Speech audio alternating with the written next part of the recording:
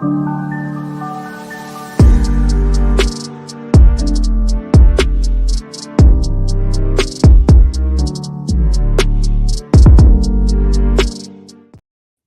is up, everyone? Hope you are having a wonderful week, and welcome to another episode of the Thursday Night Rundown, where we get to sit and run down and talk about all the stuff that's happened this week and what looks like going to happen going on into the weekend. But I'm pretty excited. First half of the show, we're going to be talking about all our pop culture news, all the crazy box office news with some massive movies out there, some major things that have also flopped, which we get to talk about too, and just kind of laugh at things. And then the second half of the show, I'm going to have some guests on, and we're going to get into some of the other insanity of things going on in the culture war news and just laugh at like I said, the fall of Western civilization as we know it. So we might as well laugh at it instead of crying. But like I said, hope you guys are having a good week. And yeah, like I said, let's kick this off and get into some of the pop culture stuff that we have going on right now. I did not expect, maybe I am one of the very few, I did not expect Barbie to do so well at the box office. I saw a lot of people that were like, yeah, I called it. This movie was going to do really well. I've heard people saying this was a bait and switch.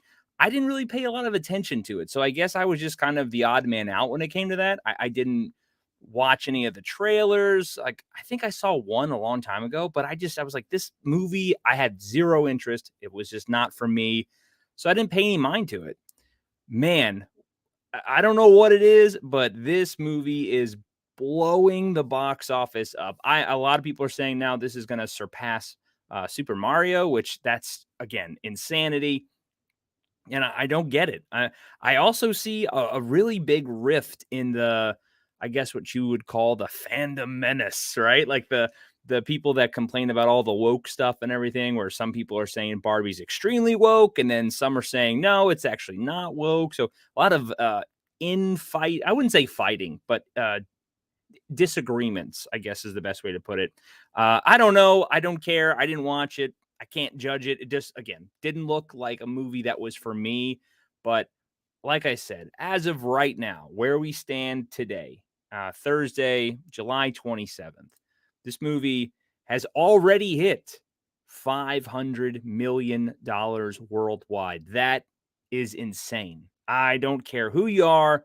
That's nuts. This movie is going to, I have a feeling, blow up this coming weekend. Like I said, normally these weekends, they drop off. And I don't think this is going to be slowing down anytime soon. Like we have seen with other movies out there, which we're also going to get to here in just a second. Another one, word of mouth is key. And Barbie is just destroying the box office right now. A lot of people have talked about it. I went to the movies last weekend, opening weekend of Barbie. I didn't go to see Barbie, but it was playing where I was at, obviously. And it was an event, man. I mean, people were all dressed up for it. Everybody was in pink. You had couples there. You had tons of girls in like groups that were all, but again, Barbie's a massive IP. So the fact that I feel like, women specific genre finally got their movie, I guess isn't really that surprising. A lot of people were saying this was not just for women, it's also for men. And then now I'm hearing it was like a bait and switch. Like I said, I don't know, didn't see it, don't want to see it. It's not for me, wasn't made for me, so I can't complain about it. And then when I see kind of things like this, so when I saw this, I thought this was hilarious. Apparently, a fart opera was cut from the Barbie movie after negative test screening reactions. And the director, Greta Gerwig, says, I thought it was really funny that that was not the consensus, though. At least they had the smarts to take it off based on the test screenings. But just seeing that was an actual idea for this movie, I made the right decision and decided that this movie is not made for me. And I mean, I don't need to know that it's fucking Barbie. I'm just not a fan. I don't care. So I'm glad people are enjoying it, I guess. And look, all I will say about this is the only positive about this stuff is that movies, the excuse for all these other movies, like there's fatigue at the theater, right? Man, if you make a good movie, a lot of people are saying this is an excuse for like, oh, superhero fatigue is real. No. I guarantee you if they they did The Flash correctly, if they did these other movies, these other Marvel movies, if they didn't shit on everything and if they did them well and they wrote them well, you're going to have people show up. If you did a Spider-Man movie tomorrow, you are going to see a massive turnout for Spider-Man because it's Spider-Man. If you did all these other movies and you wrote them well, people are going to go. Right now, we know that if you get a Marvel movie or anything like that, and we're going to get to Marvel here shortly, if you do a Marvel movie, it's going to be garbage. It's going to be trash. It's just already, until we see otherwise now, they've set the standard that they're going to be trash movies. So no one's going to go anymore. Barbie, completely, no one has any idea. It was something new. It was refreshing. So people are like, let's give it a shot, right? What's up, my man? Flaccid Phoenix. Barbie equals Austrian painter. If you guys haven't checked out their video, they did a fantastic video about Barbie. It actually just came out earlier. Flaccid, I don't know your second channel handle because I know you guys have another channel. If you want to put it in the chat, I will highlight that. Like I said, go check those guys out. They're hilarious. Their live streams are hilarious. They have another channel though, and their commentary on this stuff is gold. It's if you just want a good time, just to literally laugh your ass off, I recommend you check it out. What's up, JR? Said, I bet they had scratch and sniff cards for it too. Yeah, I wouldn't be surprised. I would not be surprised if that was the thought that came up with the Barbie fart scene. But again, it's incredible to me that this movie is doing as well as it is. But like I said, this now negates all of the other arguments that are going to come forward when other Marvel movies and the other movies completely bomb at the box office. Yeah, so here is the other Flaccid Phoenix channel at Flaccid Fanarchy. Go check that channel out. They're trying to build that up, and they're like I said, very funny content. These guys are hilarious. So please go give them a subscription. It's free, doesn't cost a dime, and like all their videos and all that to promote it. So these guys can go. They need a bigger audience. They really do. It's a shame that they don't have as many subs as they do. They should, but that's the YouTube grind for you, man. But yeah, so like I said, this movie is doing very well. Oppenheimer's also doing really well. Let me see. I'm going to pull this up real quick. They're sitting right now at 265 million. But again, you got another movie that's something new. It's different. It's refreshing. It's not the same old. It's not a remake. It's not a, it's just people. It's something different. It's taking a chance. The only thing I did hear now is because obviously they always do this, right? They struck gold with Barbie. So now we're never going to hear the end of Barbie. There's going to be a whole Barbie universe now. I already know it. I see the writing on the wall. I think they already announced it. It's like, oh, we have so many ideas with this Barbie. They're going to make like some freaking MCU DC style Barbie world. That will fall on their face because just like anything else, they got to squeeze all the juice out of this that they can. They know it. Is it going to be successful after it? Who knows? Again, I thought that I was like a common sense kind of person. I'm obviously not, because I'm definitely not with the normal people when it comes to the consensus of things, because Barbie looks like shit. A lot of the Marvel jokes don't land with me. Like when I went to see Spider-Man No Way Home, I have people that are laughing all around me. I'm just sitting there like, I don't know. My brain's just too small, I guess, to comprehend some of this stuff. I don't know. But the fact that Oppenheimer's doing well is very good too. Like I said, maybe this will help studios do something different and think out of the box and create other ideas. I know Flaccid, they have been really pushing me to go see this movie. It's going to happen. I'm going to go see it for sure. I don't know. I would like to see, I think it's worth seeing in the theater just for the experience. And I do like those kind of slow burn movies. So I just don't know if I'm going to see it because like I said, I don't see this slowing down. I think this coming weekend, Oppenheimer's still going to do really well. We have, like I said, Barbie is going to be exploding. And then the other movie that they're just talking about now, which is just overwhelmingly, or just taking over, is Sound of Freedom. Sound of Freedom's getting a global box office release finally. They've only been domestic. They've hit over 100 million easy, which is insane for such a small movie. But again, these movies are proof that if you do something different, if you do something well written, and word of mouth is key. Critics don't matter anymore. We've already proven that. We've seen that time and time again. But word of mouth is key when it comes to this stuff. And Sound of Music, the word of mouth has been insane. Barbie, same thing. That was an event. Oppenheimer, you hear people, right? That's what I do is I go and watch people's reviews. That's what I do. I don't care about critics, right? I watch like Pops at Pops on Pop Culture. I watch his reviews of things. I trust his opinion. We don't always agree on things, but I'll gauge his opinion. I'll gauge like the Flacids, their opinion. I'm like, all right, maybe that'll sway me to go see it. But if I trust those guys and they're all like, this is garbage. And again, I have a pretty good judgment of seeing the trailer and stuff. I'm like, it's just not for me. But I love the people that are like, you can't judge a movie until you see it. It's like, as I've said many times before, I don't need to eat an actual piece of shit to know that it doesn't taste good. But I guess I'm just one of the rare few. But yeah, I think it's awesome that Sound of Freedom is still exploding, that it's getting that global box office release. I think that it's going to keep growing with this global box office release. And they've added I don't have it pulled up. I apologize, but I did a video on this earlier in the week. If you want to see specifically where it's going to be globally, you could check that out on the channel. But they've added a lot of different countries. I'm talking a lot in South America. I know Ireland, the UK is coming soon. I think that's around September.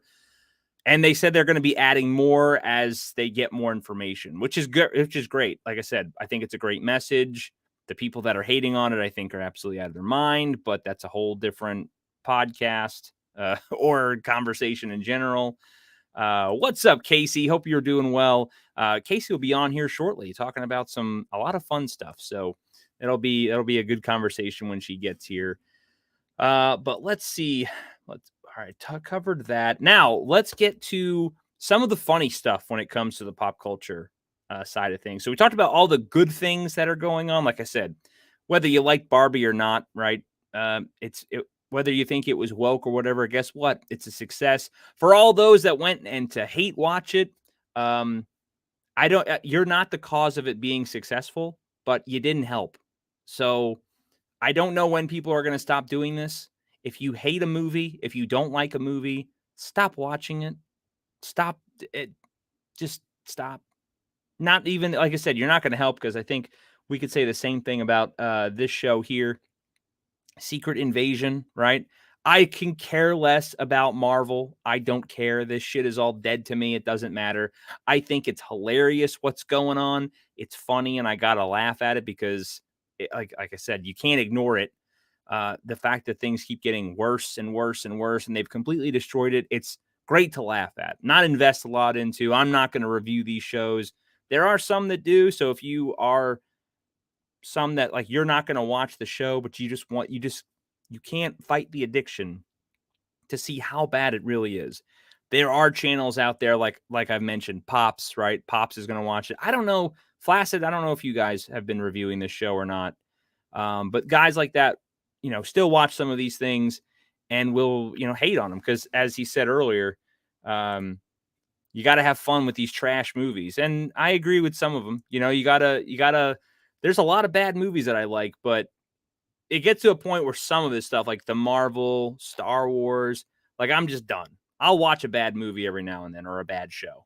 But this stuff is so just the same old rinse and repeat for me.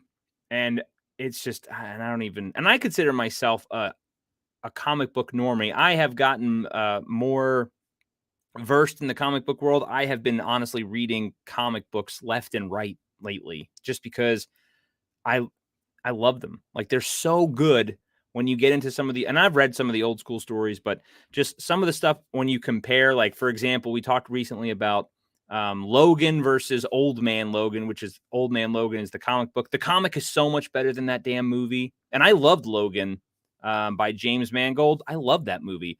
Reading the comic and seeing what they did in the comic, it's like, why didn't you just go that route? So yeah, I love the comics. That's what I'm getting into now more and more. And I don't need this, because this is trash. And it's really disheartening for people who know all these stories from the books. And then you watch this and you're just like, what the you know what I mean? So it's not worth it. Like, and here's the ratings, right?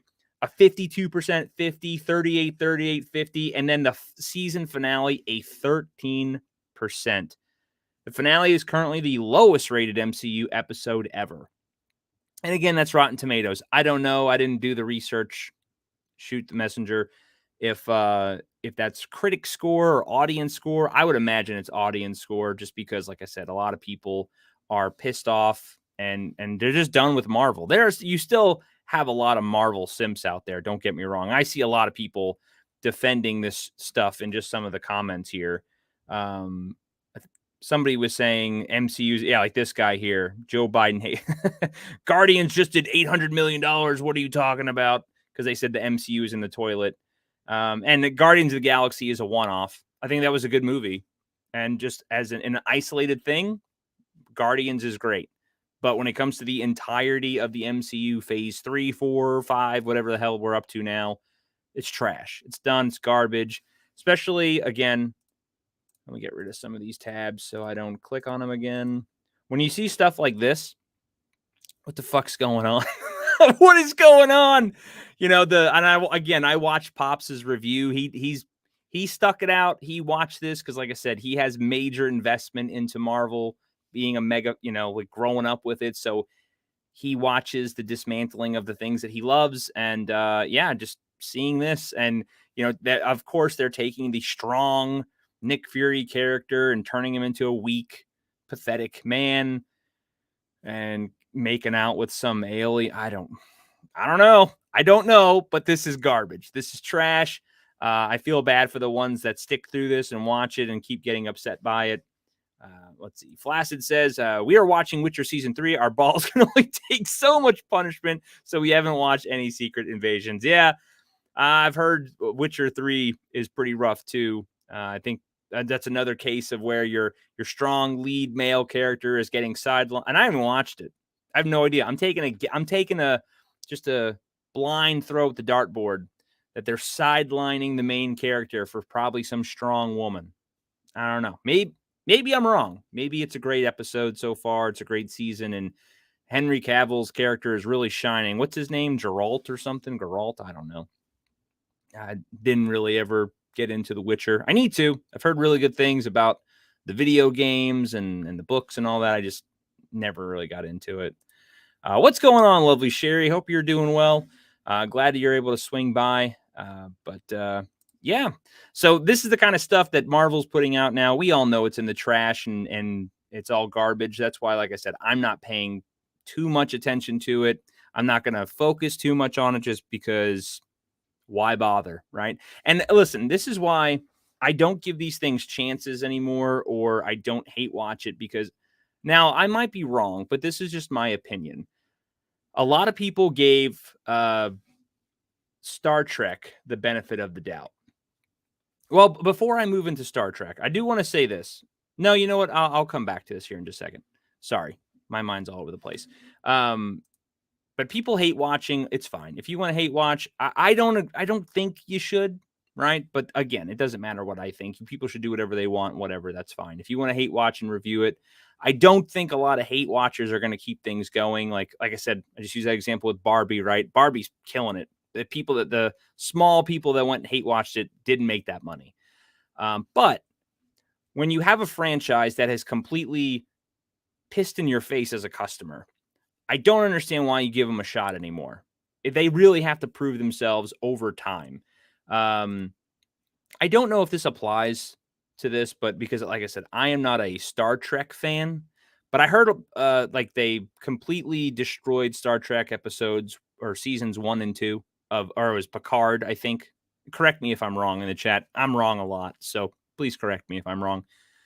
But I believe Picard was garbage. Again, I'm not the biggest Star Trek fan. I've watched some of the old school movies, not very much of the shows. I used to watch the original show sometimes, but like Next Generation stuff, I never really got into. I've heard great things. It's on the list. But anyway, I heard Picard 1 and 2 was absolute garbage.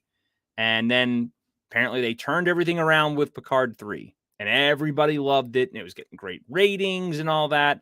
And now they're coming out with this. It's prepare for the musical event of the season, Star Trek Strange New Worlds. Now, I don't know if that's a different show than Picard, if it's the same people. I have no idea. No clue. I don't think I can play this because it's going to get hit by copyright, and I don't want to deal with all that junk. But it's basically a musical. It's a space musical. They're dancing around. It's embarrassing. Like it is the music itself is trash from what I see. I don't like what are you doing? You know, and this is why I don't like watching this stuff. Like and all the reviews, like, look, that's the face that people make. Stay on strike. This ad is a perfect argument in favor of utterly impoverishing the current crop of Hollywood writers to the point that, yeah, I mean, and I agree, but then don't support the show. I don't know. Yeah, and I know, like I said, I think they raved about Picard, and then Strange New World is a different show. I don't know if the same people are behind it, so if you know, let me know in the chat. It might be completely different people, but still, same owners, right? It's like if Lucasfilm shits on like, all the stuff they're putting out, but then everyone loves Andor, they're still going to be pumping out the same garbage. So, trying to imitate the Buffy the Vampire Slayer musical episode way back. Yeah, I remember that long time ago. But that was a good show. The difference was that was a really good show. I mean, I wasn't the biggest fan of it, but I remember it back in the day, and everybody was watching that. Between that and then they had the spin-off show with the one vampire. I can't think of his damn name. Like her boyfriend in the show. Sarah Michelle Gellar, man, in her prime. Oh, anyway. But yeah, so see, like everybody's just like, yeah, you've got to be shitting me. Like, but again, the same people that are complaining about this are gonna watch it and they're gonna hate on it. And there you go, Angel. Yep, that's what it was. Yeah, thank you, GR. Appreciate it. But yeah, so absolute garbage, right? This is, I mean, it's not surprising, it's not shocking. I hope it's gonna bomb, but yeah, this is where, like you said, with the writer's strike or with the comments that people are saying, that's why you need the purge to get these people out of here. It sucks, but hey, you gotta. No one would feel bad if I'm bad at my job and I got fired. You got to be good, and especially I would imagine this type of environment where you have millions and millions and millions of dollars on the line. You would assume they're going to hire better content, people to create better content, but I don't know. Apparently not. They're going to keep pumping out garbage. So, and everyone's going to hate watch it and love to hate on it. And I don't know. If I would laugh at it because I have no, like, I'm not going to watch it, but I'm saying like, it wouldn't bother me because I have absolutely no love for Star Trek. So I could care less. But if you love that IP, like if you are a massive Star Wars fan and you're watching Star Wars every single week, just for people to absolutely destroy something that you love. Like everyone's talking about the Acolytes coming out and they're all getting prepared to do weekly reviews of it and everything. And it's like, man, just let it die. Just let it die. Find some better stuff to review. But I don't know. One movie, though, that I did see the past weekend, I want to bring this up. I don't know why this is actually resurfacing, but I did go see Mission Impossible, and I talked about this on my Tuesday streams, which those are going to be a lot of fun. My Tuesday streams are Take Me Back Tuesdays, where we talk about, like I said, the old school stuff from back in the day, good movies that maybe we have missed, good shows. So if you like that type of content, check me out on Tuesday nights. I don't know, probably 9 p.m. Eastern is where I'm going to stay. But those are going to be a lot of fun. But I went to see Mission Impossible 7. I'm not going to go into it like I did on Tuesday, but it was good. I enjoyed it. I liked it. But this audio of Tom Cruise from the set resurfaced, and everyone's like giving him a lot of shit for it. And I don't really understand why they're badgering him so much. So I'm going to play it real quick so you guys have context. And then I'll give you my opinion and thoughts on it. Back here in Hollywood making movies right now because of us. Because they believe in us and what we're doing. I'm on the phone with every studio at night. Insurance companies. Producers. And they're looking at us and using us to make their movies. So just for context, for anyone who doesn't know what this is, this was during the pandemic when they were filming this video. And apparently 2 people were caught not keeping their distance, right? It was either they weren't the proper 6 feet apart or whatever it is, or they didn't have a mask on. It was something along those lines. And he went off. He went completely off, and somebody recorded it. We are creating thousands of jobs. I don't ever want to see it again. Ever. And if you don't do it, you're fired. And I see you do it again, you're gone. And anyone on this crew does it. That's it. And you too, and you too, and you. Don't you ever do it again. That's it. No apologies. You can tell it to the people that are losing their homes because our industry is shut down. It's not going to put food on their table or pay for their college education. That's what I sleep with every night.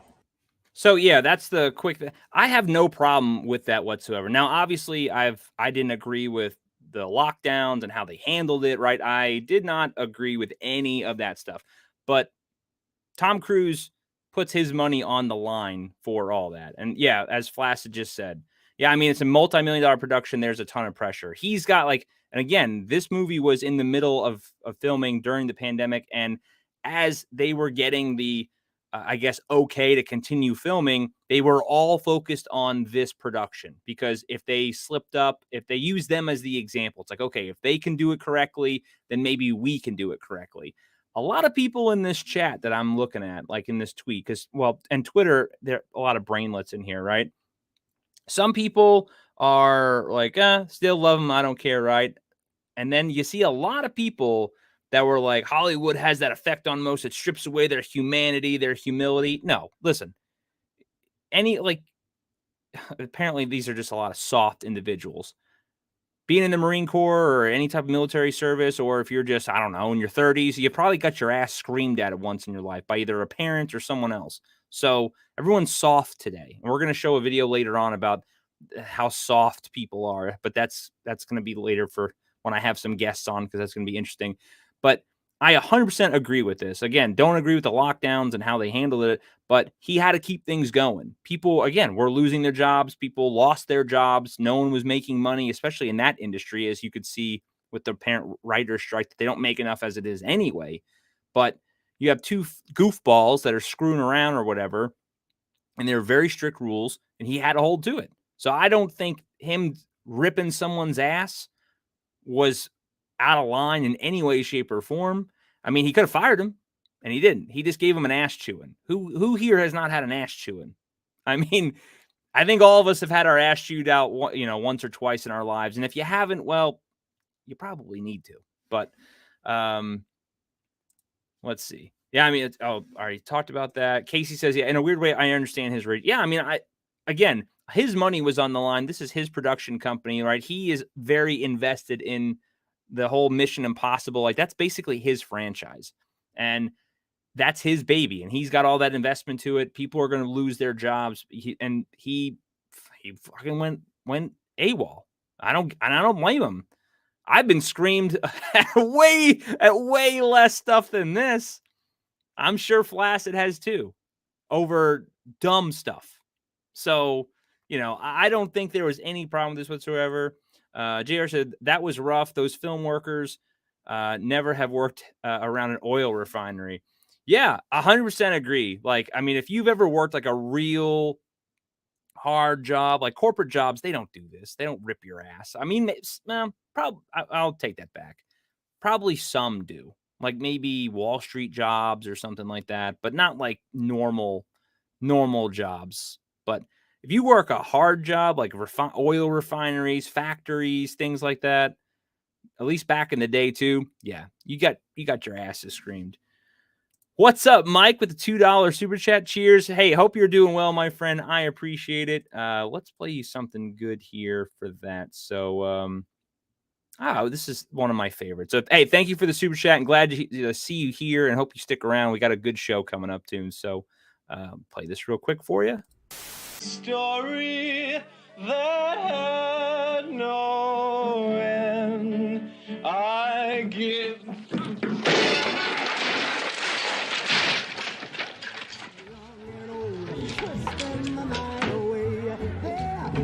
Sorry. I love that video. Oh man, I really do. That was so much fun. I appreciate it, brother, man. I appreciate the support. Um, let's see. I wish I got chewed out like that. Oh yeah, I mean that type of getting your ass chewed, that screaming was nothing. Especially like I said, if you've been in the military, in the Marine Corps, I wish that was the worst thing that we ever got. But yeah, it's 10 times worse than that. Do you hear about the upper echelon lawsuit going on? In regards upper echelon lawsuit for who? Because no, I guess I'm out of the loop there when it comes to that. Let me know in the chat. But yeah, like I said, I wanted to bring this attention. I thought it was interesting enough to bring up. And again, I remember when this first leaked, and no one made a big deal about it then. And then all of a sudden, now it made the rounds because the movie finally came out.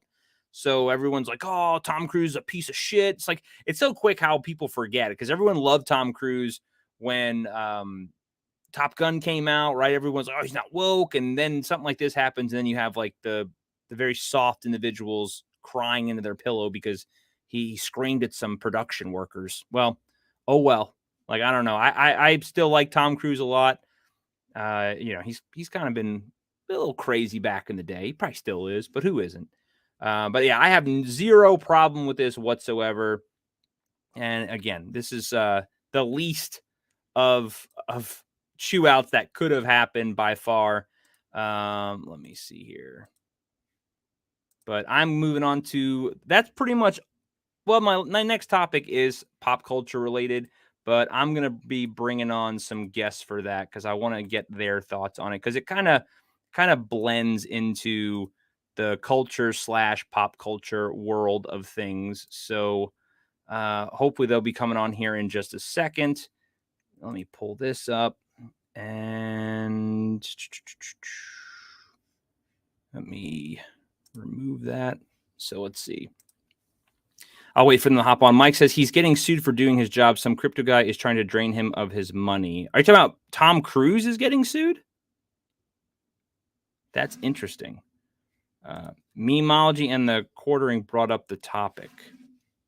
I'll have to look into it because no, I did not hear that at all. But again, I'm behind on the 8 ball with a lot of things. I stay really busy throughout the days and stuff, so sometimes it's hard for me to keep up with what's going on. But yeah, I try to. That's why I have like Casey, and then you got Justin who kind of keep me, especially Justin. Justin's on the money. No upper echelon. No, I did not hear that. So I don't know what upper echelon is. That just shows you how out of the loop I am. But really quick. Oh, duh. Okay, I see. I'm an idiot. No, I did not know that. That is interesting. But it wouldn't surprise me, some crypto guy. But let me pull up my next guest here, or one of them. What's going on? How are you? What's up? Can you guys hear me? Yeah, we can hear you good. I'm good. I'm good. I was out all day, but I'm happy to be here hanging out with you and winding down. Hey, everybody. Hey, chat. Yeah, I know it's probably been a busy day for you, and I know I dropped this earlier for you guys to hop on. Like I said, I appreciate you coming on. Justin should be coming on here shortly, but Right. we can hop into it because Justin did a video on this as well, and I did because this news has been kind of slow, but I thought it was worth bringing up. And let me pull this up. So let's see. Did you guys see, or did you at least see the NickMercs rant that he went off of on cancel culture? I haven't seen anything all day. So, like, full transparency, I went to like a spa day with my best friends because Hey, you need it. Yeah, I had a ball. So I didn't see anything, like I'm just getting back home not too long ago and like getting online and trying to find out. So this would be my first watching or whatever of this rant here. Like, but he went on a rant about something. Yeah, so he got canceled a while ago. But I learned of him through the the canceling of him, because I don't watch video game streamers. I'm too old to be watching that stuff. But NickMercs is a very famous Call of Duty streamer, and I remember that first rant that that he got canceled for. Mm-hmm. Yeah, because all he said was leave the kids alone, right? Yeah. And they came after him, they canceled everything. So this was just the other day. He was streaming apparently, and he just goes off on this kind of little quick rant about cancel culture. And I thought just the way, it's good to see that his attitude is now changed. It sucks that it had to take him to get canceled to have this opinion, I guess, as openly, but hey, at least he's doing it, right? So Right. let me play this for you guys so you can hear what he's got to say. And again, I'll just get your thoughts on it. We're not going to get canceled, man. We held a fucking barbecue for 10,000 people in peak COVID. You think me talking about the COVID vaccine on stream is going to get us canceled?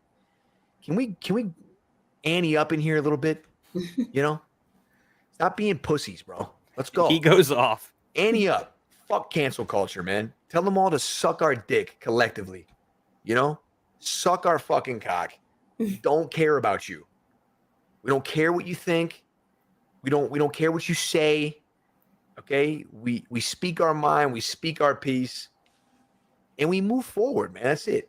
You want to come for us, you want to cancel us, we don't care. That's all you gotta do is just not care. I don't care. Okay, I don't give a fuck what I don't care what it is, man. Eat a dick. Great way to top that off. But I mean, is he wrong? Is he wrong? I love every second of what he said. I love every detail. I love everything about that. Like, yes, I want people to talk like that. Like, even if I don't curse as much, I try not to curse on my videos, but other people who do it like that. You know, however you need to say, F cancel culture, forget cancel culture. There is no cancel culture. Like, don't even give it meaning. Don't even mock and shame these lames who feel like they, like, by canceling you, whoever they are, that it makes them important because they're canceled in life because they don't even know how to function in society. And that's really their problem. You know what I mean? Yeah. Annie up. I get it. I love it. Yeah. I'm right there with you. Like, this is exactly how you go about it, right? You just tell them, well, it is what it is. I'm going to be me. And if you don't like it, tough shit. If you bend the knee, if you back down, if you change, now, like I said in my video, you've now pissed off both sides, because now you show that you have no backbone. And then you're admitting that you did something wrong. He didn't do anything wrong. Just saying, leave the kids alone. And he made it very clear in that tweet before, you know, hey, I don't hate anybody, but I just don't want kids talked about this type of stuff. That is a normal, common sense thought. Right. A kid, you know, and if it's not anymore, then I'm just completely out of touch with all of society. But I don't think it is, because I think the silent majority is a lot bigger than what people think. But it's a shame that it has to be the silent majority. Has to, like, no, man, the loud majority needs to, like, when it comes to children, I just feel like all bets are off. You know, we're not talking about, and even this we shouldn't be silent about, like, but we're not talking about saying, oh, I've been voted for Donald Trump, which apparently that would take away your livelihood from you if you say you did that, right? But now we're talking about kids. So it's like, you know, like, well, if I have to be quiet about not hurting children, that is, we've lost the plot. Like, Jesus might as well break the clouds and come back, because, like, I mean, we're done. Like, there's no progression for us as humans, right? Children. So yeah, like, it's just, it has to stop. But, you know, here's another thing I notice people do. I try not to make disclaimers anymore on the channel, because I feel like you should be able to feel my integrity. Of course, I don't want anybody to get hurt or anything like that. But the notion of even have to say, like, I don't hate anybody, people can live their lives. I'm not saying stuff like that anymore. If you can't tell, after I'm telling you that this is a country of liberty, freedom of speech, and God gives you free will, if you can't tell that I feel like that about adults, then that's your business that you can't tell. It's like when people were talking about the jab and they were like, well, I'm not an anti-vaxxer, but, like, why do you have to say things like that? Yeah, like, because, so now what I have to say is going to matter, because I want to clear the path for you to listen to. No, I understand let me just say, I understand in a conversation, I understand de-escalating people. I understand not making people feel stupid and then saying, listen to me. I understand that, but I'm not gonna, try to make myself seem friendly. I don't believe in that notion that I have to say XYZ in order for you to listen to me. If it makes any sense the way how I'm saying it. Oh no, I 100% agree. We shouldn't have to put a disclaimer on anything like oh, I didn't vote for Donald Trump. But I will say he did this. No, like you don't, what does that matter? It has no Yeah. idea. None of that, even if you did, who cares, right? Like, but that's what we've gotten so far off from how society used to be. We can't be like, there's people can't say how they really feel about things. It's like, well, you either have to be on my team or we are not friends at all. You have to agree with everything that I say or not. And it's really sad, but that's how it is it's this type of tribalism. And we see that with not just politics. You see that in freaking movies and talking about Yes. Disney and talking about, it's like, dude, who cares? Like, there's a lot of people I get along with that I think ideologically, I just said that wrong, but you know what I meant, that I think completely opposite of, but we get along. It's like, okay, well, you're like, I have a friend in hockey. He's a very big leftist. He's a Bernie bro, like one of those guys. And I know that. And he'll say some things and he jokes around and he's like, you Trumper. And I call him a commie. Right. But we get along because it's like he's older. Right. And that doesn't define our friendship. It's like we get along about certain things and we just know like, I'm not going to talk to you about politics because we're just never going to see eye to eye. So we just, we just live and let live. Like you vote for your thing. I'm going to do my thing and that's it. So. Right. I mean, right. That's just like, again, that's just normal. That's how it used to be. I mean, how, you know what? Yesterday I heard Chris Rock, this joke, some night stand-up that he did, I guess back in 1990 something.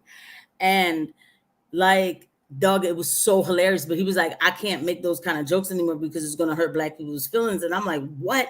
So the joke was like, I'm sorry, like it was saying something like, he uses the N-word. So I'm going to say figures, right? And he's like, figures can't, you're not going to if you don't want figures to steal something from you, put your money in a book. Figures don't read. It was something like that. Oh my God. Yo, I was crying, and the person was using it as an example, and it was 3 seconds of what he was saying, but I was like laughing so hard. And then now it's like, well, I can't make that joke. It's gonna hurt black people's feelings. I'm like, bro, who cares? Like, first of all, like we all joke around. Like that's how we used to talk back in the day. Like, about anything. We just used to talk and make jokes and laugh.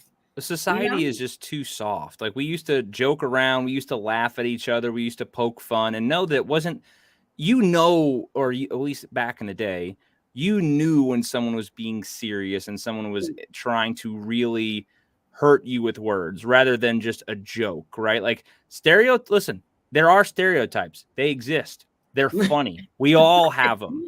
White people, it doesn't matter what color, where your background, we all have stereotypes that are hilarious, and they're hilarious for a reason.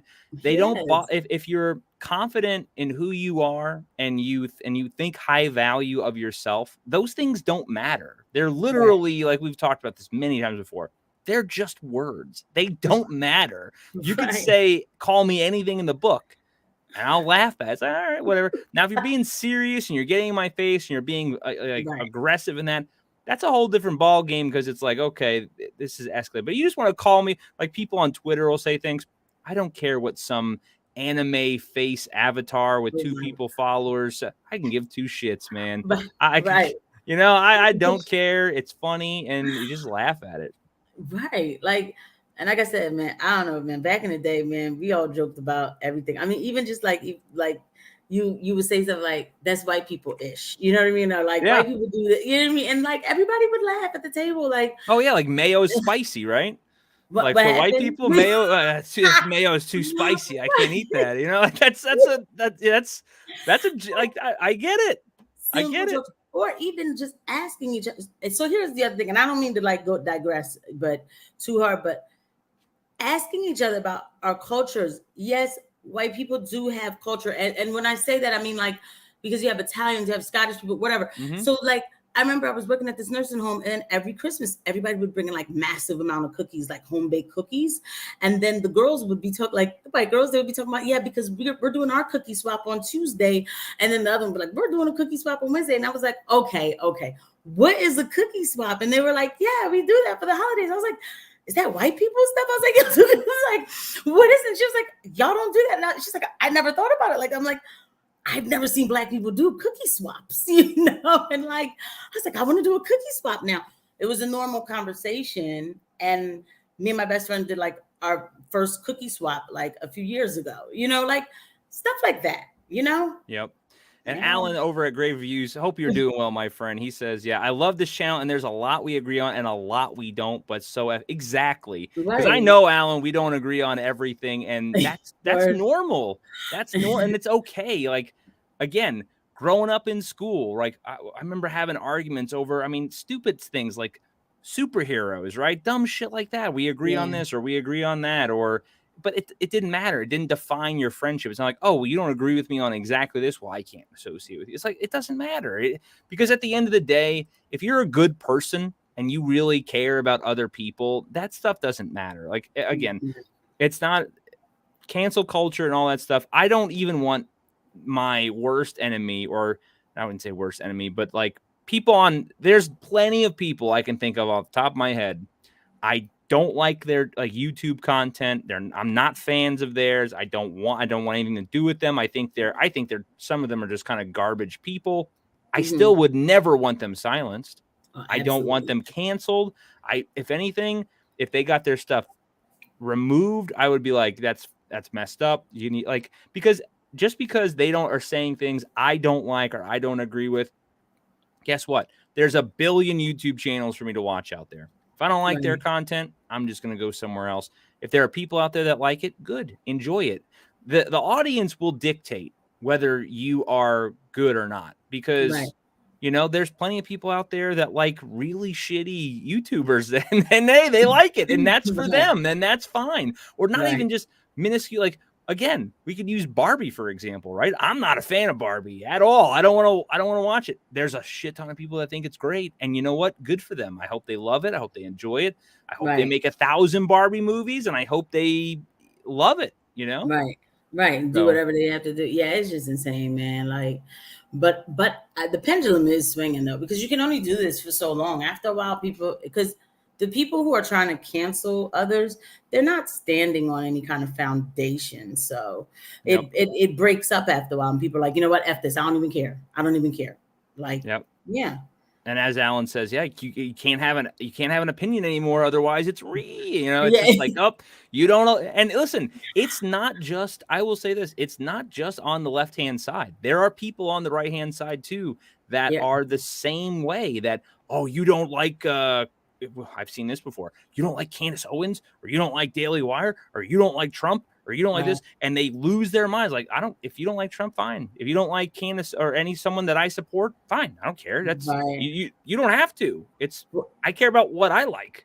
I watch the movies that I like. There's so many people that, especially when it comes to, which is very strange, like movies of all things.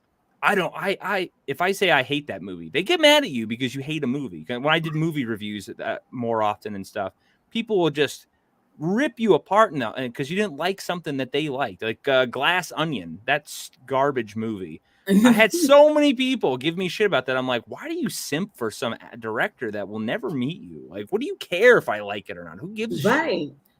Yeah, like, why you get mad? Like, yeah, it's like, who cares? It's like, just don't watch my review then. You know it's bad by the thumbnail. Like, if I'm making fun of it, don't, like, why are you hate watch? I don't get it, but hey, it is what it is. It is. Flaccid says Italians are the worst. You'll never be able to change my mind. Hey, look, listen, the gabagool though is just absolutely phenomenal, and the meatballs and the gravy and the calzones and the pizza. Without Italians, we wouldn't have some of the best food in the world. So that is hilarious. We really like that. Absolutely, I love some bad movies, though. I will say this: I love some bad movies. What do you consider a bad movie that you love, though? Oh God, Killer Clowns from Outer Space. That is a horrible movie, and I That love sounds it. bad. Yeah, Oh, you it's a horrible you 80s talked about movie. it. I love that movie. God, what are some other shit movies that I absolutely love? Like I just love bad movies to make fun of. They're just To make great. fun of. I find myself making fun of movies that you shouldn't make fun of, but I end up laughing at. Like The Color Purple is not a movie Oh that God, is a yeah, comedy yet. yeah. You Well, know? like and the like Star Wars, the Obi-Wan series, I Mhm. loved hating that show. Like that, I Mhm. still think about some of those scenes and I cry laughing at how bad it was. Like that was because my love for Star Wars is gone, so So sad. it doesn't bother me, right? So Right. just started typing that movie. Yeah, Killer Clowns from Outer Space, Attack of the Killer Tomatoes. Yeah, dog. I heard about Attack of the Killer Tomatoes. I never saw it, but I used to hear about it in my childhood days. Oh yeah, there's so and especially horror art is like the perfect genre to find really bad movies that Yeah. you can that you could love because they're supposed to Toxic Avenger. Oh my god. The gore in that movie and how bad it is, but it's so fun to watch. It's just because you just sit there and laugh and they're like, what the fuck were they thinking when they made Yeah. this, right? But Yeah. it's so much fun to just rip on things and trash on things, and it's all in another. I've seen this, but I Yo, have y'all not seen a lot. seen it. Thanksgiving. Yeah, there's a lot of good ones out there that I just love to hate in a sense, but it's all in good fun, right? Like it's Of course. where some of this, people are like we saw with Justin, his channel, right? Like people are literally advocating to have him silenced because they don't like what he's saying. And it's like that's why I don't like the whole hate speech thing. I don't agree with that. Like, look, I don't care what you say. I'm 100% an absolute like free First Amendment and free speech advocate. Like you may say whatever you want. Yeah. I don't agree with it. And you may get some repercussions for it if you say something like if you get in my face and start calling me, really the repercussions would be getting in my face, not really the words. But saying whatever, like, you deal with repercussions. It is what it is. But I think everyone should have the right to say whatever they want, even if it's craziness. It's like, well, listen, if you paint yourself that way, as I said earlier, the audience will define you and will shut you down really quick. We've seen a lot of people, quote unquote, fall from grace, if you will, by saying stupid things. Yeah. And yeah, like because even the thought of like saying hate speech, like I said, I was at even before I started paying attention to politics and how much the media lies to us. And I was on the left, with just a bunch of stuff. And but when they would say like we're taking Alex Jones off of the internet, and I didn't know who he was, I always tell that story because I was like, I don't know who he is. And I was like, why are they taking him off the internet? Oh, well, he's a white supremacist. And I said, put him right back where he was. I was like, I don't care if he's saying, I don't like black people. I said, he can say whatever he wants to. I just simply don't have to listen to it. At the time, I didn't know who Alex Jones was. So I just, and I was just like, whatever he's saying, I don't care. They could put him right back on. Like, don't take this is America and we have a First Amendment. Secondly, you can't shut people up. Even if let's pretend for 2 seconds, Alex Jones was some grand dragon or something, whatever. And oh my God, I'm sorry. I keep saying his name on. I don't even know what YouTube like. But like, let's just say for 2 seconds, he was like a supreme grand dragon, right? And it's like, oh, we're taking him off the internet. Don't you think the person would just go underground and find another way to reach people? Like, which is exactly what he did anyway. Yeah, which I, by the way, have like his app right on my phone because when I need to get a little bit more of the tastiness of the news, I go right to him for like certain bills that have come out and stuff like that other people aren't paying attention to. So, but it's all to just shut people because they knew he was too smart. Let's call him a white supremacist and take him off the air. Well, and that's the reaction, and what happens when you silence people is all you're doing is having people gauge more interest because it's like if you're trying to stop them from speaking, why? So now you're just getting people to be like, all right, now I want to look into this person, see exactly why that is and why is it such a big deal? What are they saying that is so harmful? Because humans are just curious. We're like, what are you saying? And remember, Alex Jones has been gone around for a long time. People are like, that guy's absolutely insane. No one believed him. No one listened to him. But then when the things he's saying are starting to make sense, people are going, oh, okay. And I mean, that's, he's been around since Waco. Remember Waco? Oh, he's been around for forever. Since before then. Yep. And has been predicting what's going to happen today. And then he's like, they'll say I'm in on it. I'm not in on it. It's all in the documents. They write down everything they're going to do. I just read it. Yep. What's up, Justin? What's up? I was trying to set up the Rumble stream, but I don't think I can do it. Oh, it's all right. Yeah, because I was it would force me to stream on my YouTube channel at the same time. It's really complicated and boring, so I'm not going to bore everybody with it, but pretty much I couldn't do it.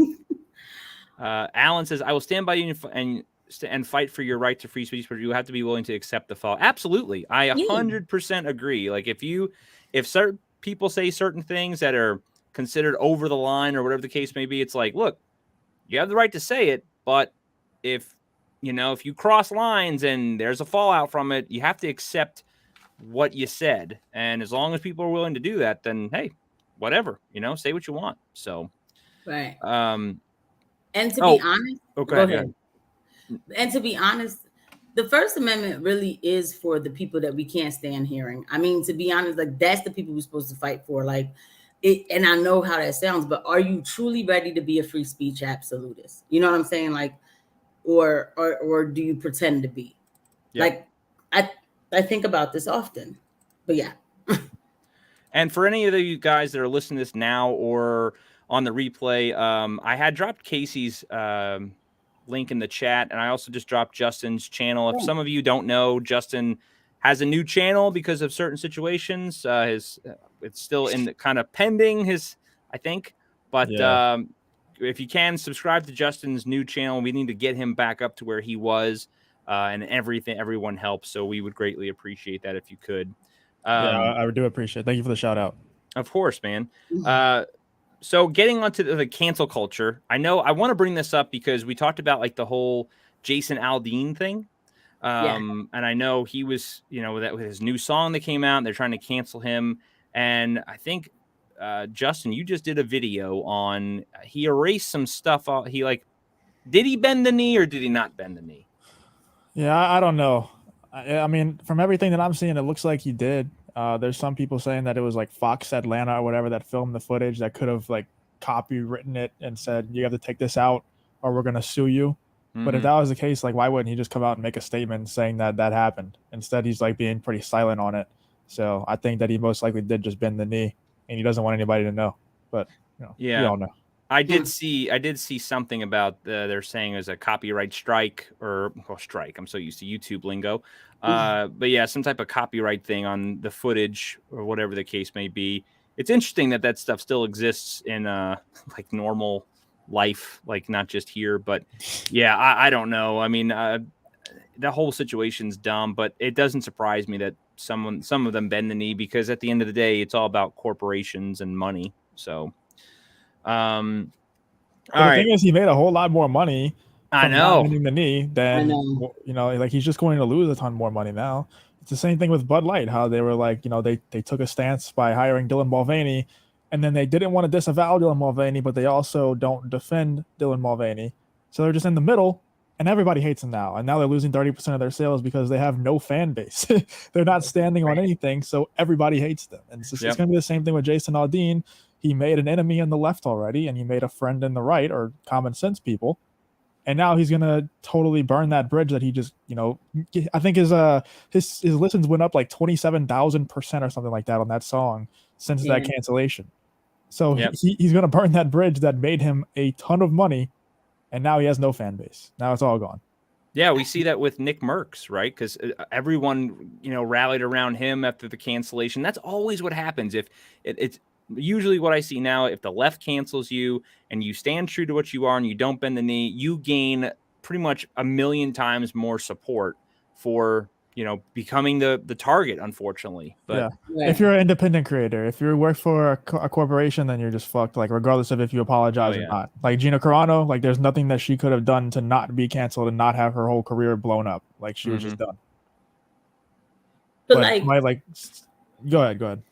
No, I was just gonna say, but Jason Aldean, he definitely would benefit from it more because, come on, think about it. The people on the left who was canceling him, like the girl who made the video talking about, I forgot what she was saying, but they weren't listening to his music anyway. You know what I mean? So now what you did was you woke up more people on the right to be like, wait, what song is this? Or I'm just gonna buy it just to support. You know what I mean? So. Because I guarantee the people on. Yeah, the people on his side or country fans or whatever that maybe didn't like Jason Aldean. Now, if anything, is like, hell yeah, I like that guy. Because look at the opposite with Garth Brooks. You had massive amount of country fans that were like, nope, sorry, I'm not. I'll burn your CDs now. I want nothing to do with your CDs or whatever. So, yeah, it's just that weird situation when it comes to this stuff. So my next topic getting into this is I want to know what your all's thoughts are about the whole alien stuff. Did you guys see this? I did see. Yeah, I did see it.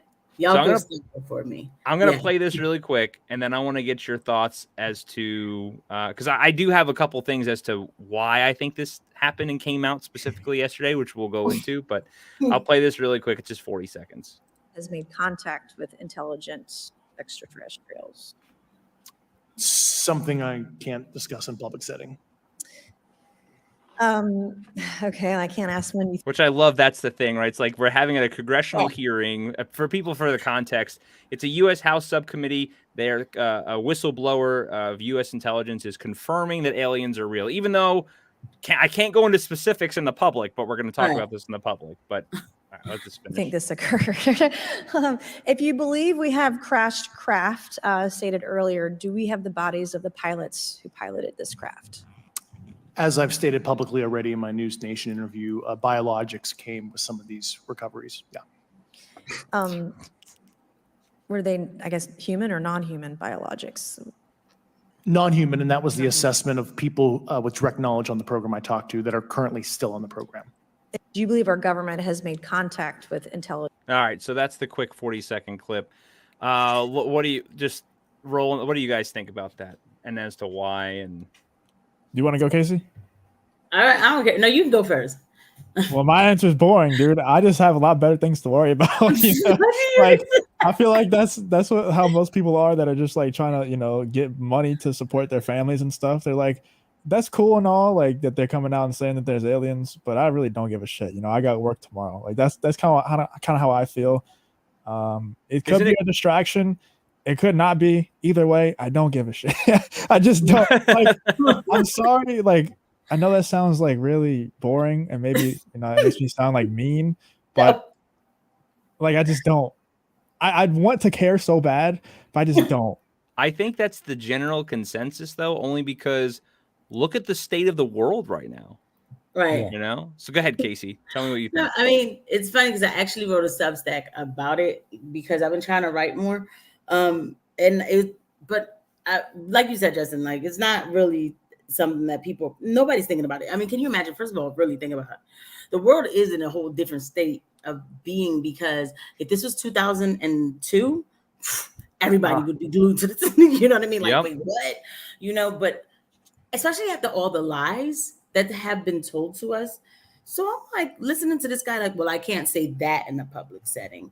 And it was non-human biologics. You know what that can be? That could be a lizard. That could be a toad. That could be like a freaking, anything is a non-human biologic. It could be a tomato. You know what I mean? So what do you, like, I'm peeping your words. You're not saying anything. You're saying a bunch of nothing, literally. And I think that you guys are all acting. You guys are ex-Pentagon workers trying to get more money for Space Force. And that's one of the things that Trump got on my nerves, to trying to like go up and fight Thanos. And like, what were you doing? Like, Space Force? What the F is that? I don't know. I think that there are other creatures somewhere far, far galaxies beyond, because God can create anything. But I don't believe that if they are going to come, that it's going to be the government that's going to give us the, hey guys, we're gonna welcome the aliens now. Like it's not anything the government tells me. I'm gonna be like, okay, so you made it, and I don't trust it. But really, there's so much going on with inflation and everything.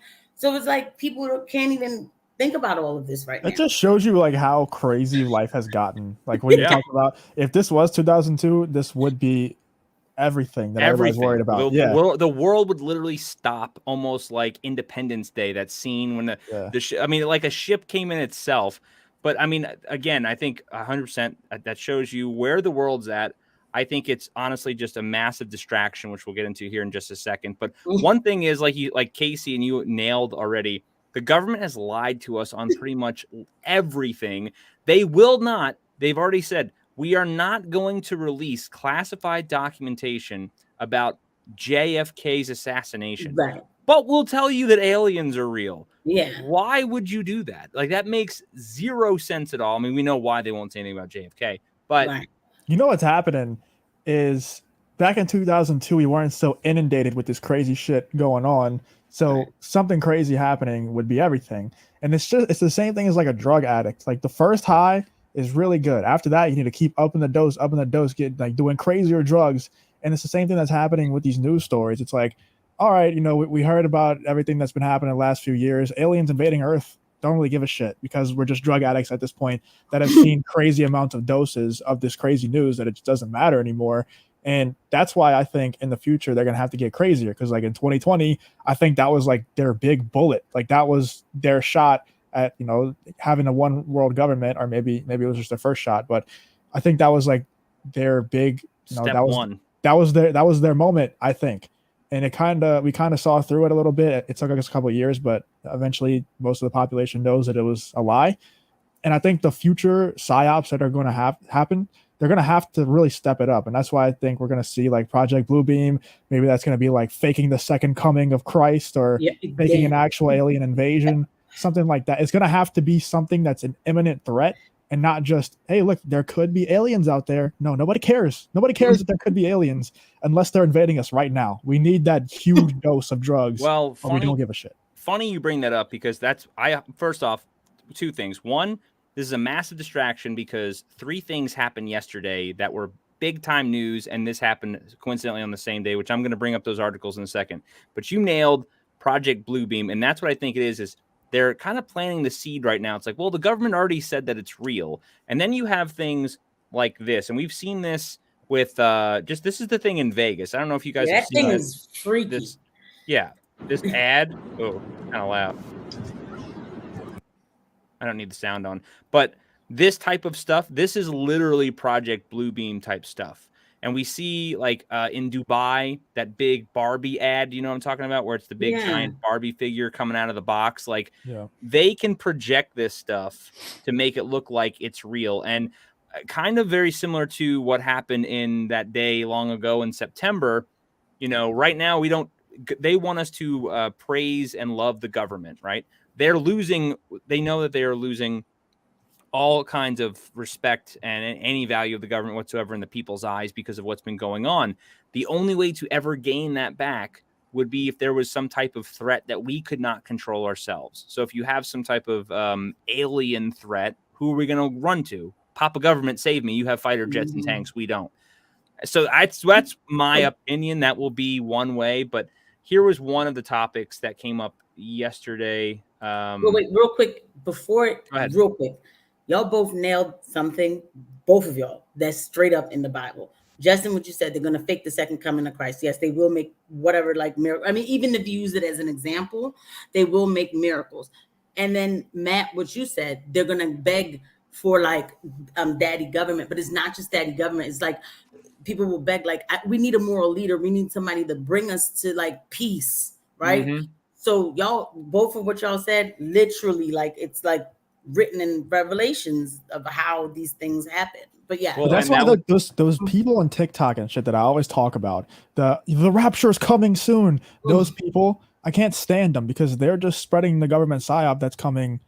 Like they're propagating that psyop like already. They're planting the seeds. I bet you a lot of those TikTok accounts are bots, probably by the government, trying to spread that agenda out there, trying to spread that narrative that the rapture is coming, Jesus is coming soon, stuff like that. It pisses me off.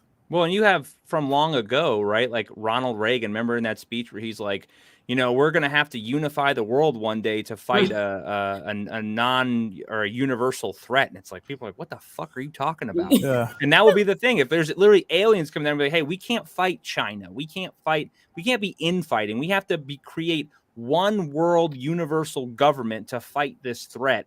And that's what I think is going to be the BS that they throw out there to kind of scare people and coax people into this one world, government kind of thing, where our Constitution then goes out the window. But yeah, basically.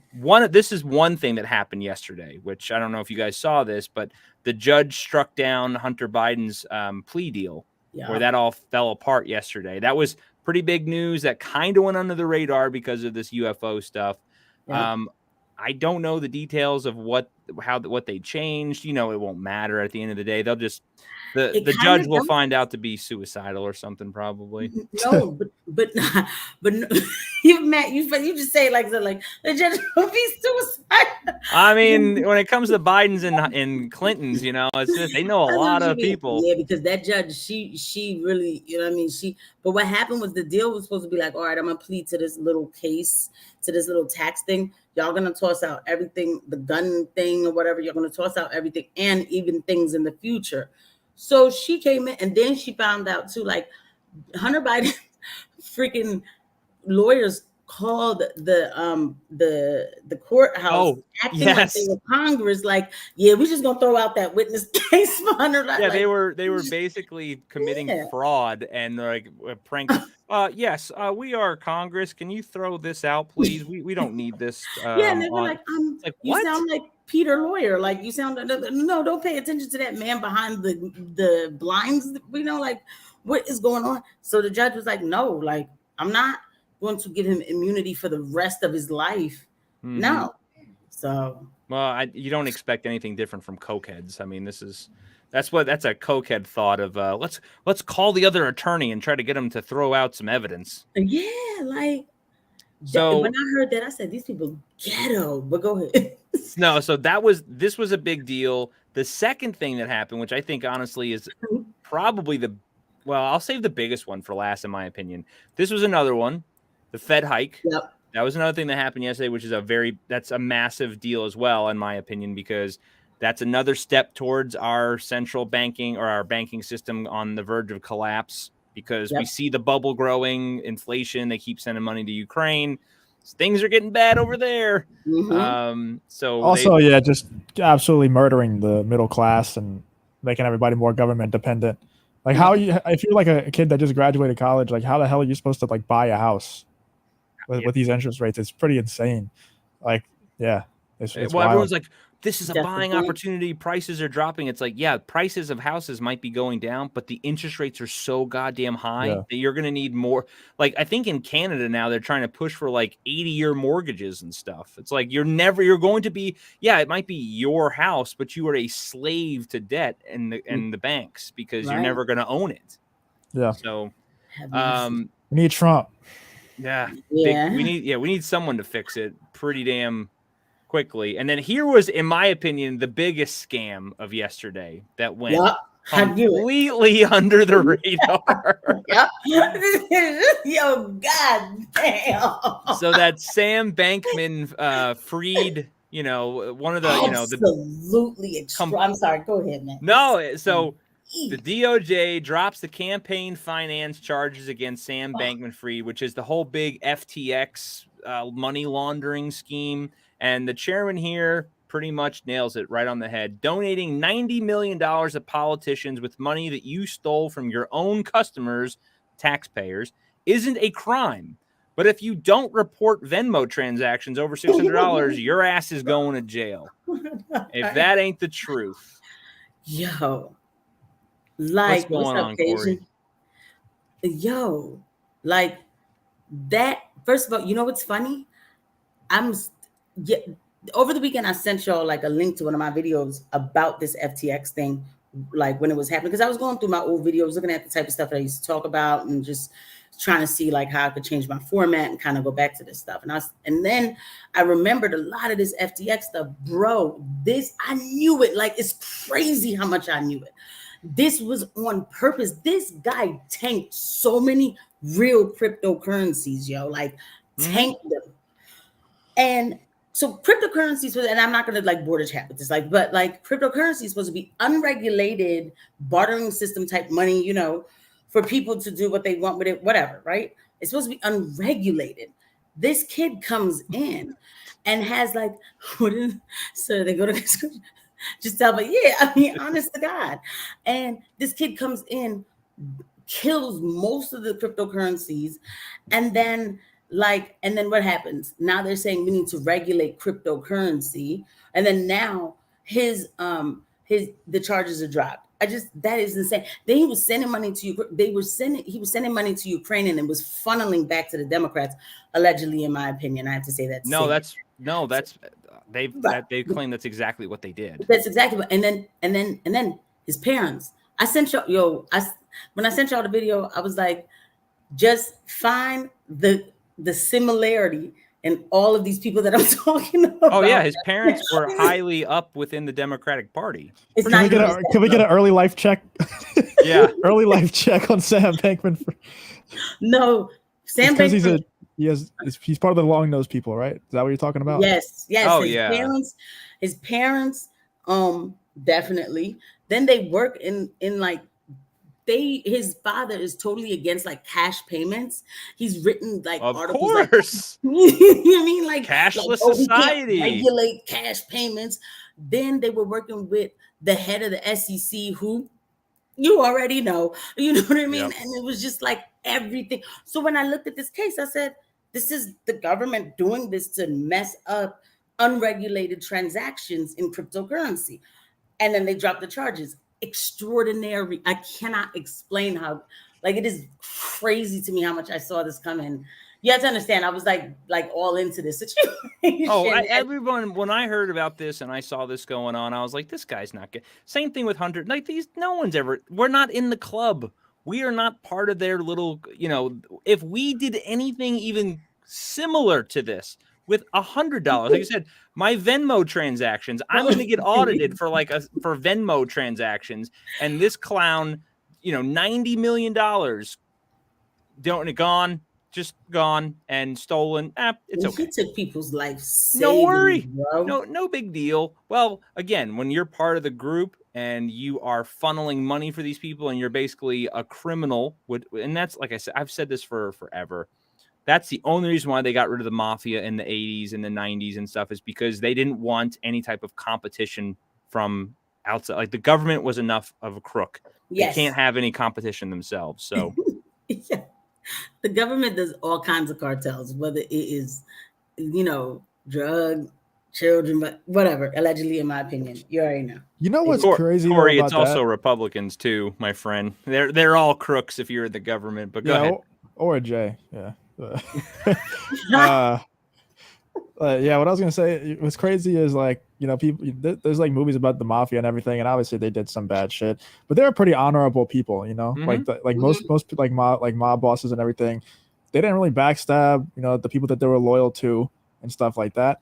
So I think why they got rid of the mafia, and this is comedy based stuff, I'm not actually saying that any of this is true. This is a comedy skit. I think why they got rid of the mafia and they don't get rid of certain like cartels from other countries, they work with them, and they work with like Mossad and stuff, once again all comedy, is because they don't have any morals or principles. Like Mossad doesn't, these other cartels don't, and that's the type of people that they want to work with. They would rather work with somebody that's able to be bought out, that's able to manipulate their populations, and willing to also help manipulate the United States population.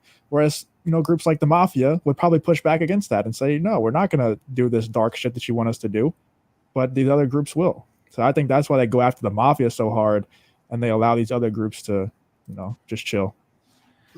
Well, speaking of criminals, did you guys see the Mitch McConnell mini stroke live yesterday? Yeah. Yeah. Well, this is we see this with Biden. We see this with. I'm going to play this really quick. It's 40 seconds. I probably won't even play the whole thing, but. This is why, you have geriatric 90-year-old people controlling our lives that are in charge of nuclear weapons that make decisions that will completely change our lives forever. And this is what we deal with. Yo, peep the people in the background, yo. They make me laugh. Look at him. Had a stroke right there. You can tell. Look at the guy in the back. They like Look at the guy here. like the eyes. Is he They're like, dying? Like, Gramps his- is at it again. Yeah. Did we not wind his wheel up enough?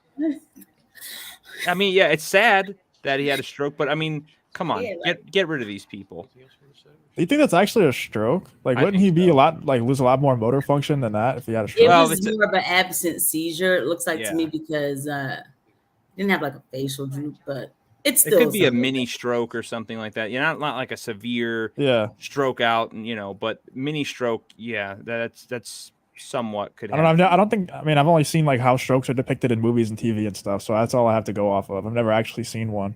What's up, Night Ronan? Hope you're Knock doing Knock on well. wood. Knock on wood. Knock on wood. Term limits, yeah, absolutely, and that's I Go don't ahead. say term limits so fast, because like, let's say I make it into Congress.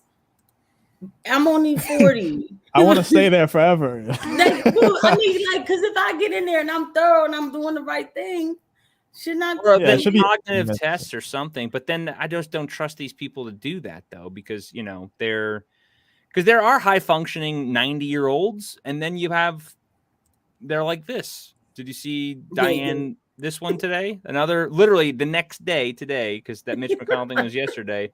This rambling old woman. And I love this is how you know they're controlled. They're like just say I. Listen. Senator Feinstein.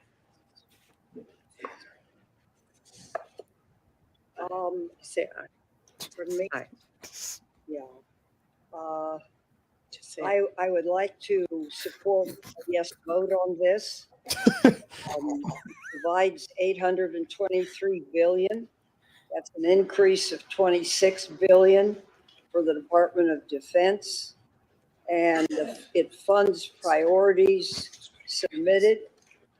Just shut the fuck up and say Yeah. I. Okay, Just aye. Right? Like Shut it's up, old woman. Didn't ask you for the numbers, okay? yeah. Like hey, we just read the script. Just say what you're supposed to say and get off the fucking stage. Like you could see the aggravation in their. I want to show that I can still read. They're like, say I, all right? Shut up. We give you ice cream in the back. How much to smash Feinstein? Ooh, I don't know, Justin. You have to give me my YouTube channel back. I do pretty much anything.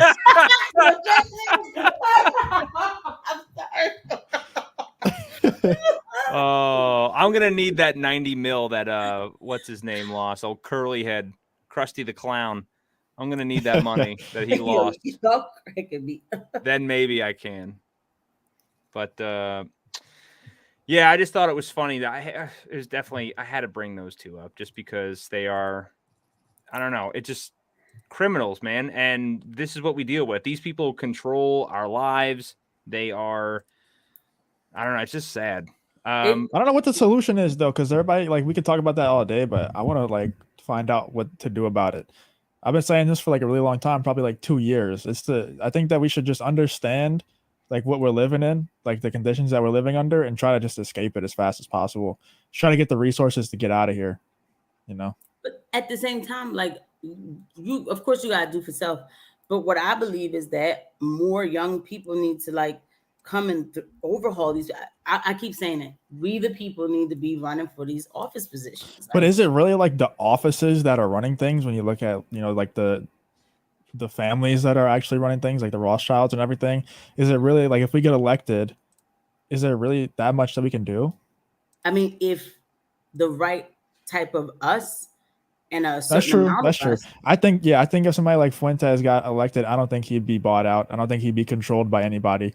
Now he might get offed like JFK, but I don't think he'd be after a controlled. while, but if we really did it the right way, think about it. I don't think any of us right now, first of all, on this panel and even on the chat, could be told it's not even just about buying off. Like, y'all not gonna get me to, give up my country for another one or that kind of stuff, right? So how many of us are y'all gonna off if we would really like overturn these people? We need more real people in the office, the way how the fathers intended for this country to be. It wasn't supposed to be these bureaucratic politicians, career politicians, Mitt Romney talking about we need the illegals so they can wipe my clothes, my car and stuff. I need the maids. Literally said this before out loud, like, no, I need my borders closed because this is my country. You know what I mean? This art is America first. Like, stuff like that, like these people are comfortable in their position. These warmongers. Dianne Feinstein doesn't even know where she's at, but she's signing for war. Like it's well, insane. and this video, this is a great segue into the politicians and the problems, right? Is because listen, all these people are rat salespeople, right? They tell you the right things as they're running for office, and they're saying everything they need to gain your support and gain your base, and then they go in there and they'll give you the biggest bait and switch possible. And I think that is what you need to, like, if you commit and you say, I'm running on these principles, I'm running on this, I'm running on that, and you don't hold up your end of the bargain, or you start changing what you promised your constituents to run on, they should have a lever, be able to pull and say, your ass is gone. Because like what we see with Italy's, I guess the prime minister. Yeah, she's a damn. She completely changed. And I'll play this really quick because if you don't know, it's not very long, but she ran on basically, no more immigration, none of that stuff. And now she's completely flip-flopped. So I'll play this really quick. A woman.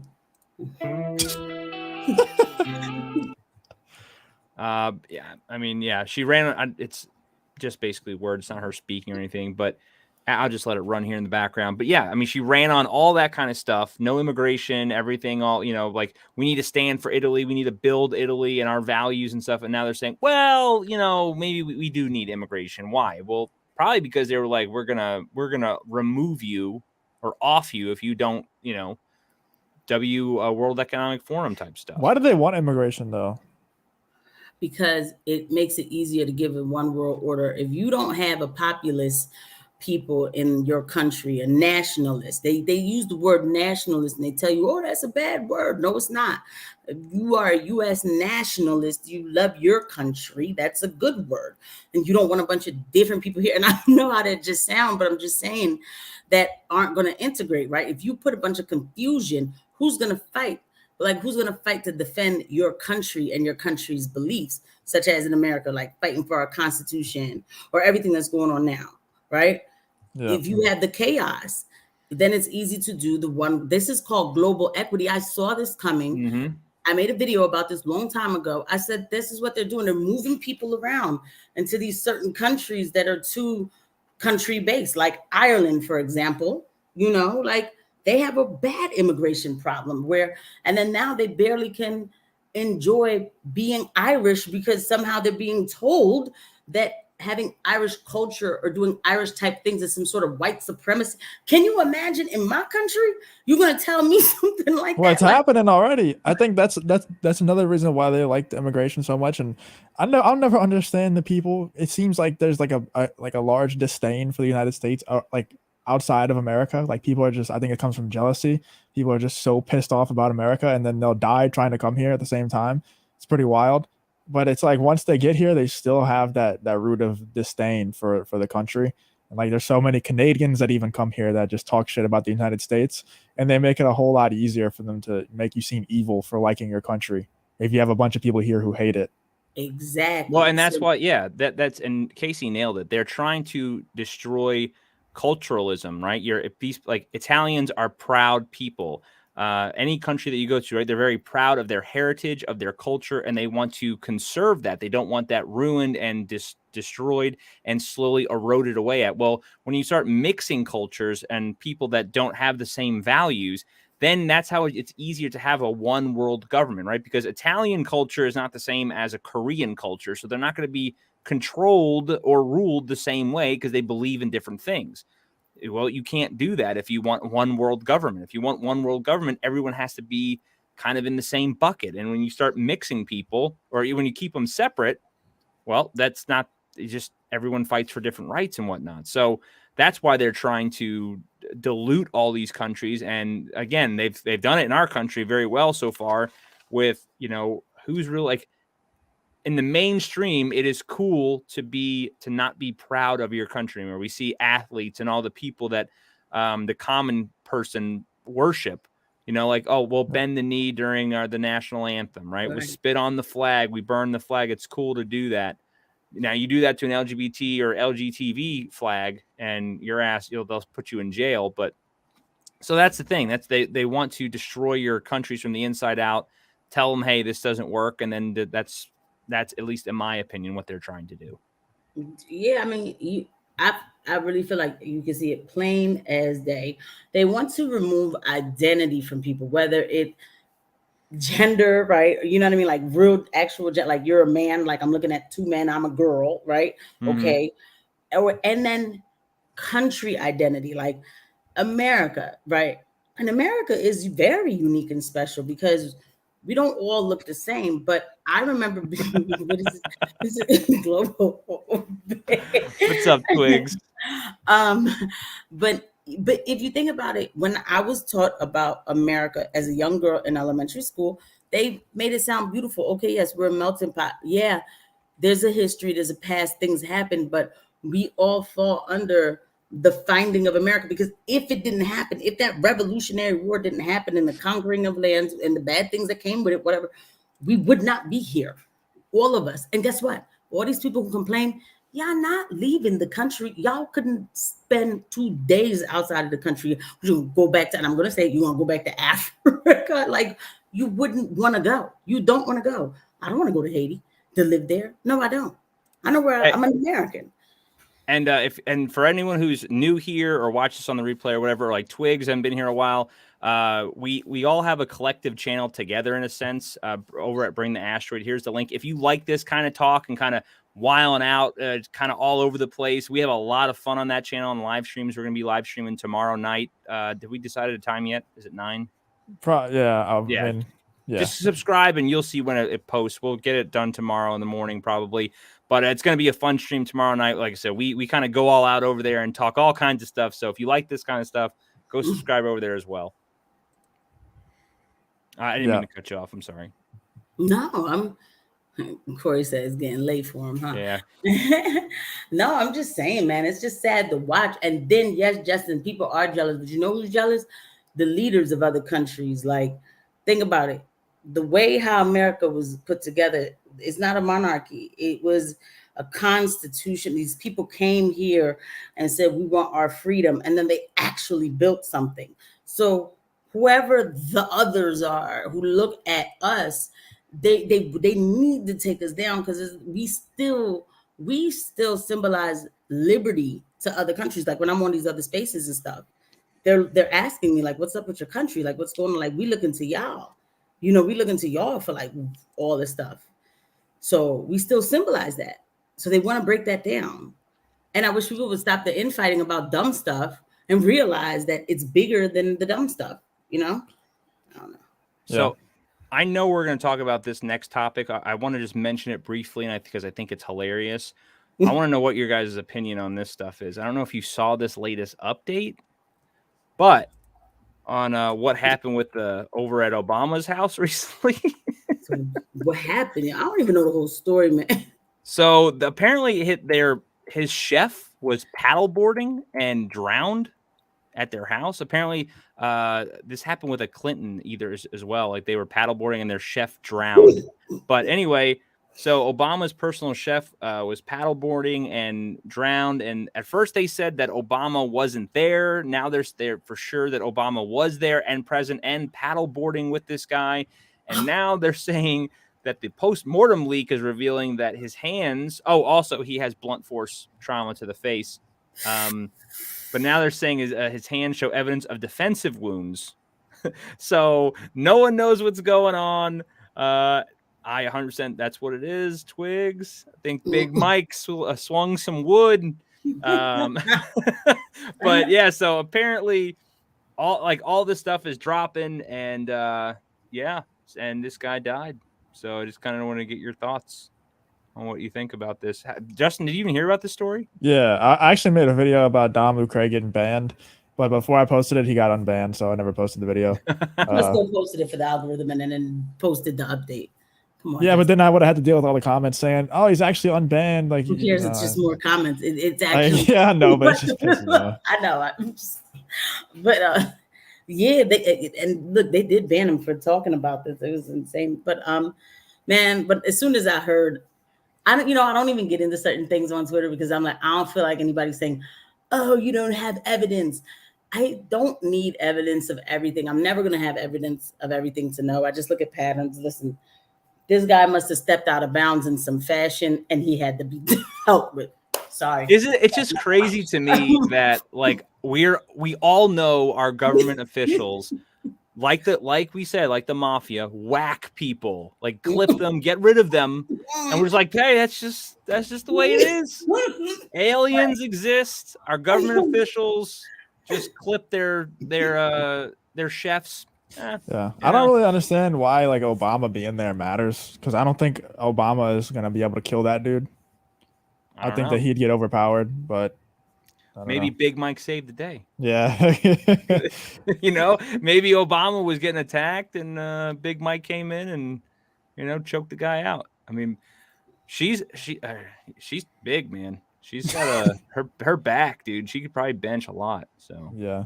I remember I said that to somebody. I was like, yo, I think XYZ. And then they were like, how could you say that? I was like, okay, sorry. No, you're good. So this topic, I was talking about this earlier in the stream before you guys gone on about like, I was doing that clip of Tom Cruise ripping his cast on during the filming of Mission Impossible and how a lot of people, I don't know if you saw it. It's just a quick recap. It was during the COVID stuff and they did something, whatever. Anyway, and a lot of people were giving him shit about it, saying he's a piece of shit for doing it or whatever. And I was just like, well, people are very soft today. And I saw this video and I was like, this ties into it perfectly. And I definitely want to know Justin's thoughts on it. Oh, Jesus. This is right up your alley, my friend.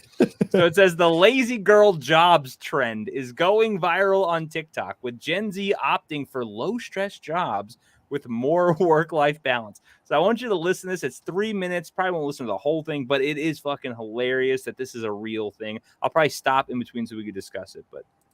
All right, goodbye, quiet quitting. Hello, lazy girl jobs. That is the name of the latest Gen Z career trend that's going viral on TikTok. The movement opts for low-stress jobs that favor more work-life balance. Susie Welch explores the factors behind this new career path in her latest op-ed for the Wall Street Journal. And joining us right now is NYU Stern School of Business professor Susie Welch. Susie, welcome. It's great to have you on set. Thank you so much. All right, this is one I had not heard of until you wrote this op-ed. What is it? I had not heard of it either until it was brought to my attention by my students and others. And it's a trend and quite a popular one on TikTok, where a life coach, it started with a 20-something life coach, so self-described. A 20-something life coach. Bitch hasn't even lived enough of a life to be a coach in anything, but a 20-something life coach. Okay, It's almost like, women aren't really happy working jobs. They should probably just, get married at a young age. But like, there's a saying, the famous saying where it's like, you teach a man or you teach a woman how to make $10,000 in an hour, and she'll be like, sweet, I only have to work 2 hours this month. And you teach a man how to make $10,000 an hour. He's like, cool, I can make $24,000 today. Yeah. So it's like they're just not meant to work. Well, all of them. There's some of them out there who are, but I think it's the exception more than the rule. For young women, in this case, to take jobs, low stress, 60 to 80K, where you low. Did you hear that? Yeah. Low stress. Well, 60 to 80K. I know, and it's going to be low stress. What low stress job is paying what you that job? much? What fucking low income job is that? What are you talking about? you can just check in, kind of mentally do very little, and then clock out and collect your paycheck, and then. Dude, what $60,000 to $80,000 job do you just check in, check your Twitter, and then mentally check out and just what? Yeah, I'm gonna cut out for the day, boss. You got anything else? All right, cool. Fucking world. Sign me up. Yes, I am that woman. Sign me up. Everybody. I think we're all that woman. Hey, I'm here for my 80K. I got a ball game to be in about 10 minutes. Spend the majority of your life focusing on what's happening outside of work and becoming amazing humans. And I saw this, and probably my head did not explode the way Joe's might have, but I issue with it. Yeah, well, it's more of what I've been hearing, which is this. For me, it wasn't so much the word lazy. I think that they don't want to be lazy so much as what I generally experience from Gen Z, which is this strong desire to avoid anxiety at any cost. And actually, this is what. Jesus Christ! I don't want to. I want to avoid anxiety. How do you go outside and do anything? Oh my God, these kids are afraid of their own shadows. Wow. Oh yeah, they're afraid of a lot. Drove me to go speak to a psychiatrist who specializes in Gen Z anxiety and say, what's going on here? And psychiatrists are making bank. The phenomenon is this overwhelming desire to not feel discomfort, and that includes in your career. I know. I mean, with the guys laughing. I understand it. I mean, I don't want to feel it either. I don't either. But my argument to my students is, okay, well, sort of, you call it anxiety. Could it just be adulthood, where you have a lot of trade-offs? And anxiety disorder is real. That is a true condition that puts people in hospitals. It needs to be medicated. I understand. We're not talking about anxiety disorder, but this is the general. You know what anxiety is? Everything that makes you vaguely some of uncomfortable. Like I had anxiety really bad before, and I'll still have it every once in a while. Anxiety is just telling you that it's time to perform. Like it's time to better yourself. Like whether it's, I had anxiety because I was kind of fat, and I had anxiety about like how fat I was. And now like I'm so grateful for that, because that's what keeps me going to the gym every day and running every day. If I didn't have that anxiety, I'd probably just be fat. Because there's nothing pushing me to get not fat. So I'm like extremely grateful for my anxiety. It can be an extremely sharp tool. And then the other type of anxiety is like when you get on stage and you're about to give a speech and you get anxiety. It's just telling you that it's time to perform. Like that's all it is. Everybody gets anxiety. Everybody deals with it. But that's the thing. Like when you get up to the plate, right, and you have the anxiety, there's two things. You can either go cower and cry in the corner and never accomplish anything, or you can stop being a pussy and overcome it and just push forward and go, oh, that actually wasn't that bad. Not a big, and then it keeps pushing you. I remember when I very first started doing live streams, dude, I was so nervous. Like, oh my God, all one people are going to be watching, like, you know what I mean? all one people might skim by other than that. And that, and just like, then you get past it and it's like, whatever. But like she was saying, dude, it's fucking life. And these people are so coddled from their parents that they've never had to encounter bad things before.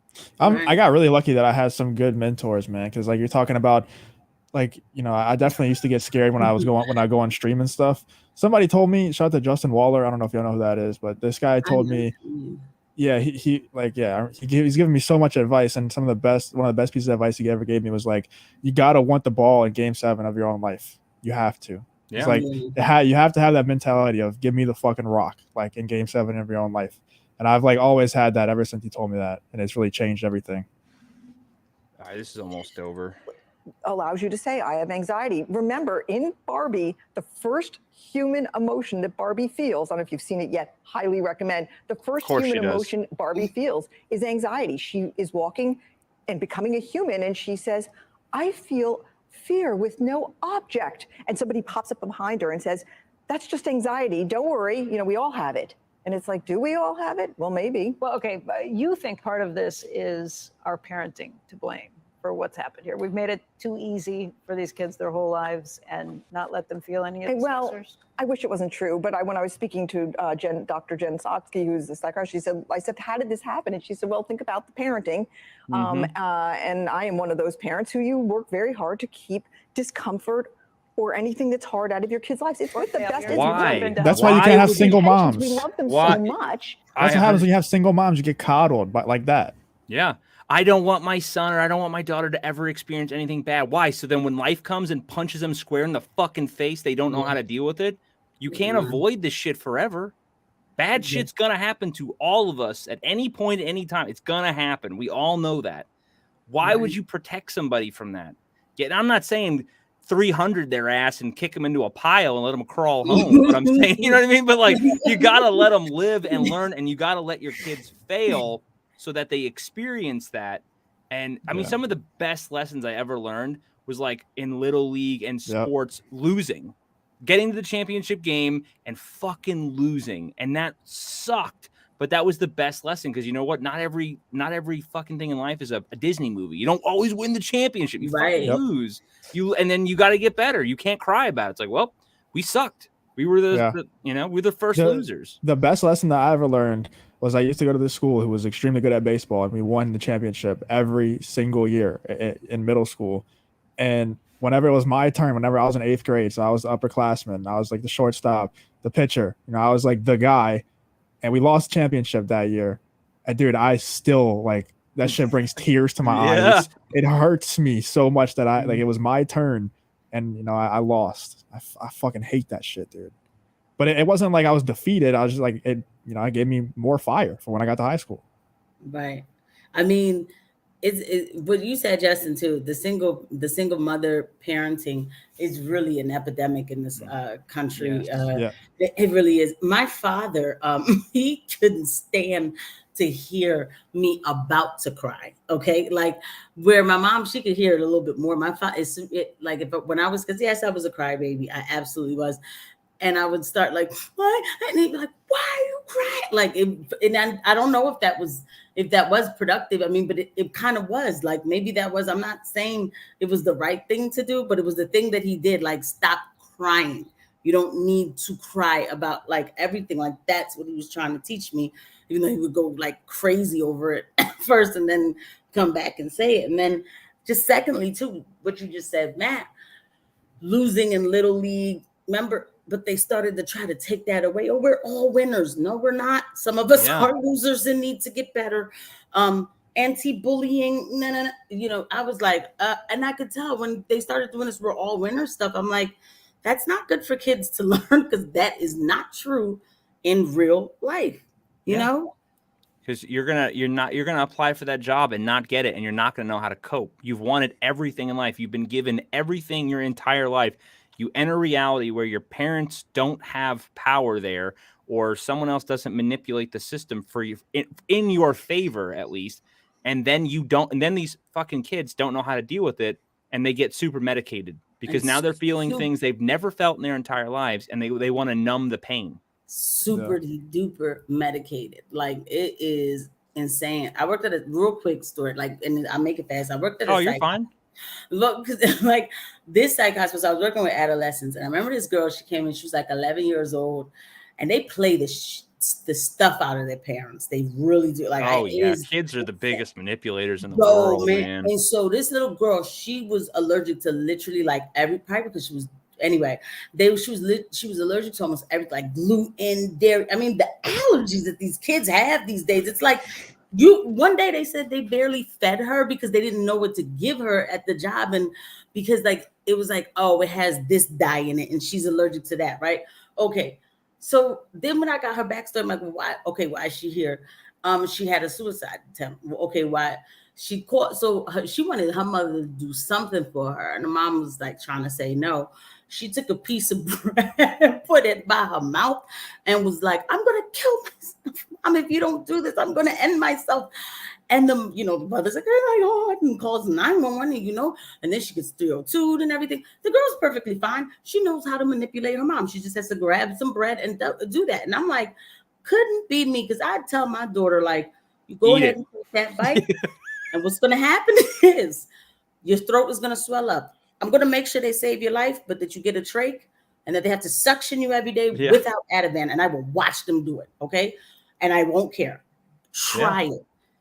Yeah. You have to meet these kids. Like, they are running their parents, bro. Like, one of these girls, they would call their parents and be like, Mom, F you. Da, da, da. And I'm like, oh my God.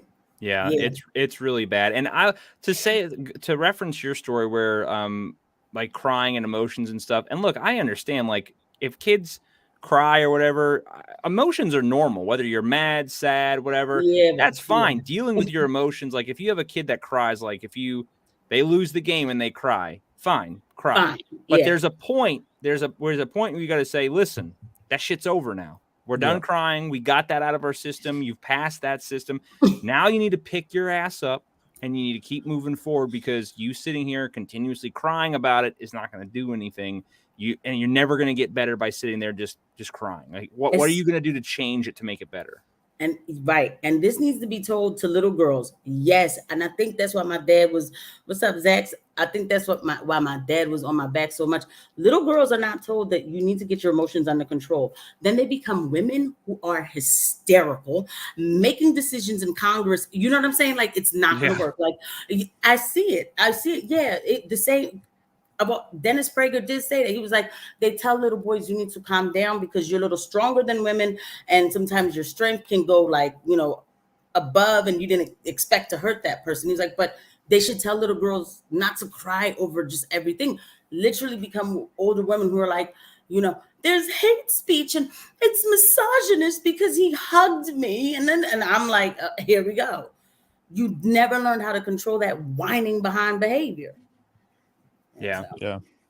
I mean, you just see like like if somebody gets their bag stolen, like their purse stolen in public, and like there's women around to witness, all the women do is just like they're not ever doing anything, like they're not ever taking action. Yeah, so I don't think there's 20 seconds left. I don't know how much. Let's see. And we try to keep them from feeling terrible, bad things. And then what happens is they get no practice with anxiety. And anxiety is something that when you've done it a few times, you think, oh, it doesn't kill me. I can go on. I can do hard things. But what you get is a bunch of 20-somethings who have never really had to make hard decisions or do very hard things. And then when they start to feel it, they're like, ow, I want to run away. To be fair, though, I see this is a New York University account or something. This person's from New York University or something. So maybe the 60 to 80K is like referring to New York money, which is kind of like a whole different money zone. Like it's like a different time zone, but a money zone. Like 60K is kind of broke in New York. Oh, yeah, absolutely. Yeah. Yeah, you're not. Yeah, and NYU is very woke. All right, goodbye. NYU women in this is case. a very a woke area or a woke college. I know a lot of people that went there that turned really lefty, but yeah, but that does make sense though. 60 80 in New York is literally a joke. So I mean, I see all those people all the time in like super small, like they call them micro apartments. Oh yeah, and it's like crazy. How are they happy? They're I don't not. understand. That's why they're either doing drugs all the time, or they're out. They're not in their apartment all the time. They're getting drunk all the time. They're always gone, or they're at their parents' house if they can be, or somewhere. It's insanity. All to say you live in New York, it's not even worth it anymore. It's not the same New York from 1990 something or early 2000s. It's not. It's I don't know a city that is worth living like even the greatest city in the world. I don't know if it's worth living like that. No. It's not. But New York certainly is not worth like 60K. You still eating ramen every day. Like, man, get out of here. Oh yeah, a cost of living there is absolutely insane, and it's just a shithole. I don't know. The only other topic that I have for tonight that I thought was kind of funny, which I saw people shitting on this, so I'll bring this up real quick. It really has nothing to do with anything that we're talking about, but did you guys see this video? The hell is this? All right, so this person's saying we should abolish landlords. Okay, so so it says, "Good God, we should abolish landlords." Now, hang on, this is way too fucking loud. Just read what they're saying though. It says a resident decided to do this after an eviction. So you see how the apartment is completely fucking trashed. Yeah. So I'm just gonna mute it because there's no sound. There's just goofy fucking noise. So I'm gonna use the most expensive cleaner in Indianapolis and charge them for it. And if they don't pay, it's their credit, not mine. And they won't be able to get another apartment until the debt's paid off. So who really got the last laugh? So he just made some fucking stupid TikTok. But the comments in here are like the people that are defending. How are you looking at this and thinking to yourself, yeah, this dude is at fault, meaning the landlord's at fault? Like, look at what this person did. Like, imagine being an owner of property and they fucking did this to your place. Yeah. And this economy is so messed up. People don't even want to be landlords anymore. They're not making that much profit off of it. Wow. Yeah. And the landlord is the bad guy here? Like, what are you talking about? The commies don't mind criminals. It's the competent they despise. Yeah, the way they lack any empathy whatsoever is truly astounding. Landlords are almost like Stanford prison experiment vibes. Look at this. And look. Yeah, right. Shocker. Yeah. Pronouns anywhere? No, I didn't see any, but I'm sure her OnlyFans is free. It's fucking idiots, dude. What's the problem? This guy is an absolute king. So there are some people out there, but yeah, it's just insane. No, you can't ask people to be accountable for their actions. I know, right? But it's hilarious. But that's really Man, all. Go I ahead. brought something up on the chat. Just bring this up just real quick. This is like 6 seconds. I put it on a private chat. But like, All right, let me pull this up really quick. and it's just a little funny to me. I don't know. It's Oh, I saw this, but I didn't actually watch it earlier. Guys, all right, let's see. No charm. Oh, what is that? An icy? Yeah, that's probably a lot of sugar, huh? Like, who the says that, bro? He's a fucking nerd. Oh, like, yes, it is a lot of sugar. Like, dog, it's a kid. It's hot outside. It's a lemon icy. It's probably a lot of sugar, right? Donald Trump would have been like, buy everybody ices, buy them ices. It's Trump ices. You know, like, yeah, he's a fucking nerd, man. He's like, oh, that's a lot of sugar there. He's like Ned Flanders from the fucking Simpsons. I'm like, and his supporters don't get it. He just, that does not connect. Like, I think a lot of his supporters, and I don't know, right? Because I don't really cover him a lot. So I'm just literally just taking a guess here because I don't cover him at all. I think his supporters, if I had to take a guess, they're Republicans, but they don't like Trump.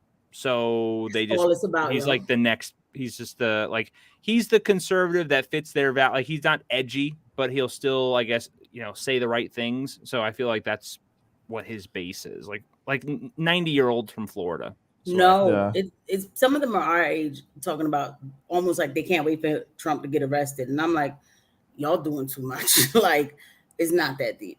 But like, that's a lot of sugar. Like, yeah. What it's a lot of candy there, little boy. Yeah, it's Halloween. Why do you have all that candy? I mean, that's the type of thing he would say. Like, dude. Oh man. I think his followers are fans of people who were bought out by his campaign, like the Daily Wire, Dave Rubin, those people. Gays Against Groomers. They're fans. Oh God, it is just Governor Grift in action. He's such a weird dude. Well, normal people, yeah. See, imagine getting. There's a lot of people who love him too, though. Just like me, when it comes to shut up, fucking whores. I hate Twitter. Sometimes the people on here, it's so gross. Why would you say that to a kid? Yeah, like, dude, like, dad, you shamed her like that one. Man, whatever. I'm pretty sure Gays Against Groomers girl had a meltdown today. Let me see if I can find it. Oh, stop! Please share. Did you see? Earl's deleted tweet that everyone was talking about? Yeah. Wait, did Jamie Mitchell block me, dude? What the fuck? How do I spell Jamie Mitchell? I don't even know who that is. I think it's Jaimee, right? Oh yeah, I found it. Flaccid says, I like Ron because he knows how to vet people in his administration. I like Trump, but he constantly had staffing issues and couldn't properly push his agenda. I agree. I mean, you can't argue that. Uh-oh, here we go. Go ahead. I'm not doing this on this stream because it would take, I'm not taking over that hard. I will be having more Trump streams as the season goes on.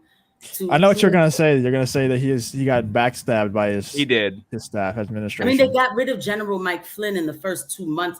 How was he going to do most of what he planned to do? And he still did get a lot done that people forget about. But I understand that I have to remind people, so I will as the season goes on. I mean, I'm not gonna do it tonight. Well, we can also, tomorrow too, we can let it rip on that one as well. I could about rip for about 5 hours.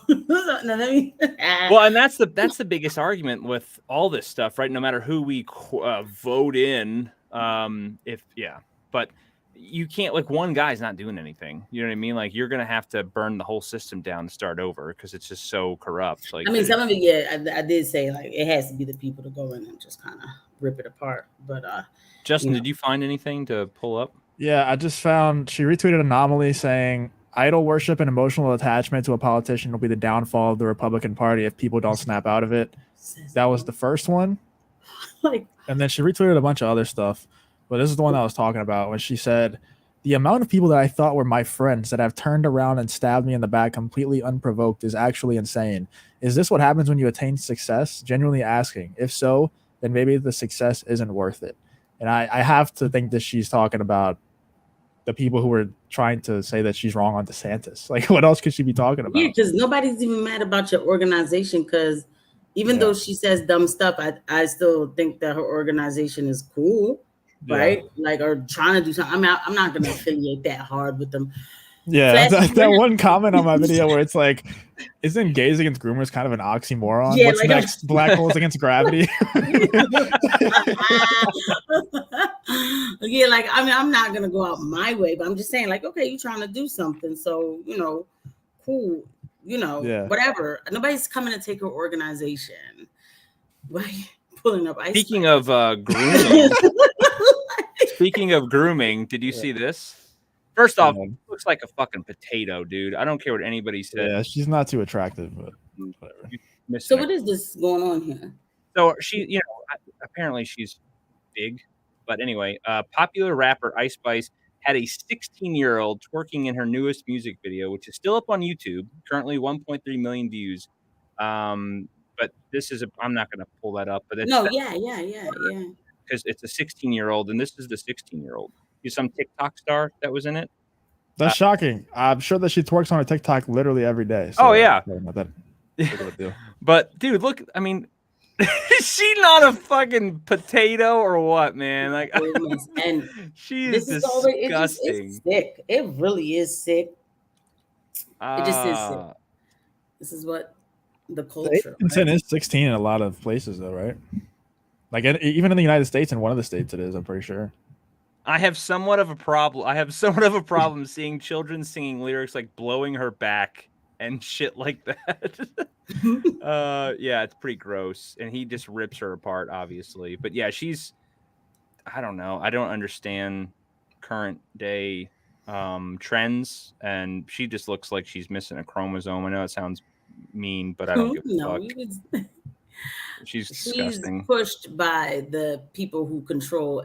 She's pushed. Oh yeah. And so, because I mean, her beats are fat, but they always give them the best beats. Flaccid would mash that potato. I can't think. I bet you would mash that fucking potato.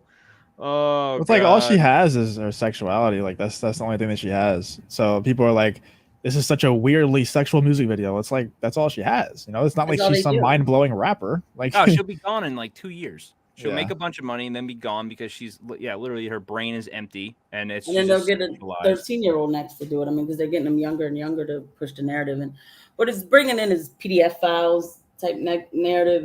They're gonna make it cool. They're gonna get black people to make it cool. You know, twerk on the babies, that type of thing. It's already happening, and you know. Well, what do y'all think about this? Might derail the stream a little bit, but what do y'all think about Nick saying that his ideal wife would be 16? I heard him say that, and I didn't. I mean, yeah, I guess isn't that it's legal across Europe? Well, not every place in Europe, but a lot of places in Europe. Well, I'm pretty sure in some. I don't know if it's some states here or. Yeah, I think it's at least one state. Mm-hmm. I get his reasoning. Personally, I don't want anything to do with a 16-year-old. Yeah, that's a little cross the line for me, but I get his reasoning because, like, you know, women do get ugly, and then it's kind of hard to be around them, you know. So if you marry young, then it's like you get a few more years of. Yeah, but I don't know, man. 16, that's me. I didn't even think that's what Justin was gonna say. I would say at 16 you could teach them or something like that. Yeah, they're also less tarnished. That's another. Yeah, they are more retarded though at 16. I will agree with Twigs there. But like as they age, their mental capacity gets bigger, but they're usually learning the wrong things. So, are they really less retarded when they're older, or are they more retarded? Like they're more indoctrinated as they get older. They are, because I was almost there. But I understand what he was trying to say, and I hate that I do that sometimes because it's like, oh, that's just because you like what he talks. No, because it's a cultural thing too. Some cultures like that's, you know, people used to get married that young here back in, you know. Oh yeah, I mean, it was that. Normalized for a long time, right. And then it got older as you know time went on. Personally, I'm like 18's the cutoff, but even me. I don't know. Like, there's no way. Even though 18's legal, there's no way I would even I wouldn't even speak to an 18-year-old. I'd be like, get the fuck away from me. Like, you you're an would. idiot. Don't what? even. But I'm almost 40, so that's kind of gross.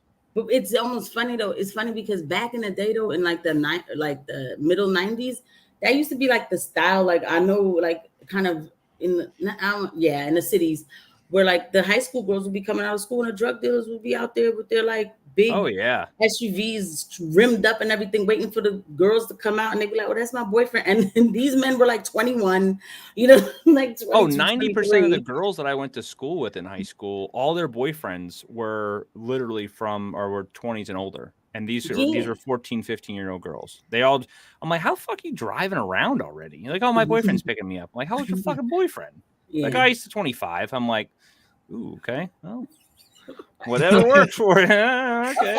Bird be alive. Like, oh, what's going on? Well, I don't think any of them had fathers. It didn't matter. Oh, yeah. I guess so. I don't think they did. Like I said, the schools that I went to in New York, I was the minority. It was a lot of Hispanics and blacks. Did you go to like PS 839 or something, like the schools that said PS 31? That was my public school I went to, and then my my high school actually was like a decent high school, but it wasn't private. It was still a public. But yeah, we had like 400 to 500 kids total in our school. But even then, I mean, it was very small group of us white kids. There was a lot of Hispanics, Puerto Ricans, Dominicans, Colombians, a lot of blacks. I mean, it was just that's what it was. In like the hood. You went to a PS joint. My parents. Oh yeah. To put us in the I grew up in like right where Williamsburg is, so which is like pretty rough area. But yeah, the area that I grew up in was predominantly like you had a little section. Like it's really weird. There's a section. It was like all Polish, which was like my area. You go up a couple blocks as all the Italians. Like once you cross the BQE, right, Brooklyn Queens Expressway, all the Italian flags everywhere and everything. You go a little bit further, that's where you hit like all Hispanics. I mean, it's Puerto Rico everywhere, and then it just blends. And then you go like you get to Brownsville, where you don't go there because you'll get shot. You don't even walk. You don't even take the bus there. If you go there at all, you're like, oh fuck. I need to find a cop right now. Wait, why is it called Brownsville? That's what it's called. That was what it was called. That's people look it up. Brownsville, Brooklyn. I mean, that's what it was. It's where all the brownies live. Yeah. And it was, you have two cops on every corner of the street because it was just that bad. And but they came in and cleaned New York. Giuliani, man, he really did his thing with New York, man. Clean. Yeah, that's what I said. Like I said that on the last stream. The cops didn't fuck around, man. They would just throw you like they would just beat your ass for no reason. Like they just look at them. I remember we were all riding our BMX bikes, and you could tell a detective because, like I said, they all wore those fucking baggy jerseys and Mets, Yankees, whatever. And my brother was a smartass, and one of them was looking at him. My brother's like, "What the fuck are you looking at?" Right? And he didn't, And it just snatched my brother up, man. Threw him against the wall, started patting him down. They pulled us all over, like. What are you all doing? Where are you going? Whose bikes are those? It's like, it's our fucking bike. Like, prove it. Like, how? We're 16 riding our bikes. What do you want us to do? Right. But yeah, it was a wild time. But yeah, cops didn't give a shit, man. They thumped you. They took you. I remember we got into a fight with this one kid. He was from the Bronx, and the cops pulled up. Obviously, we all stopped fighting and everything. They're like, "Where are you two from?" We're like, "Right, this is our neighborhood right here." They're like, "Where are you from?" "We're from the Bronx." They're like, "Get the fuck out of the neighborhood. Go home." Yeah. And that's how it was. Cops didn't give a shit. So. And well, now cops can't do anything without, No, cops wouldn't even stop you now. Cops would be like, I don't want nothing to do with it, man. Like, you're on your own. A bunch of kids out there fighting. Black. I'll keep driving. Yeah. I'm not trying to be the next. They'll crack their window about this time. Nope, you guys are good. I'll come back around when the fight's over. It's crazy, man. Yeah, it's wild. Crazy. But those are all topics I had tonight. Do you guys have anything else to come up? I know we got still some to talk about for tomorrow, but I went over my pop culture stuff, and then this stuff was fun. Like I said, I wanted to save this last one, the lazy girl jobs trend for Justin. I figured he'd get a kick out of that one. So ridiculous. I mean, I got topics if you want to keep going, but it's up to you. Did you see Vosh call with Jesse Lee Peterson? He was like, you know what? There's no way you're supposed to think that you're black. He told him that. Yeah. I did not see that. You can pull it up real quick. Yeah, I'll put it in the private chat. I did see that, and I was like, I saw wow. Vosh on like a little clip of there and how he's like, I hate conservatives. It was that clip. You probably just didn't see the whole thing. Yeah, I didn't, because I can't stand the way he talks, man. Like, there's something about him just makes me want to like hit him with a baseball bat. I know it sounds terrible, like allegedly just joking around, not really. Yeah, like just joking, like a hit, like a wiffle ball bat or something. It's funny how he's wearing an American flag shirt. He hates America.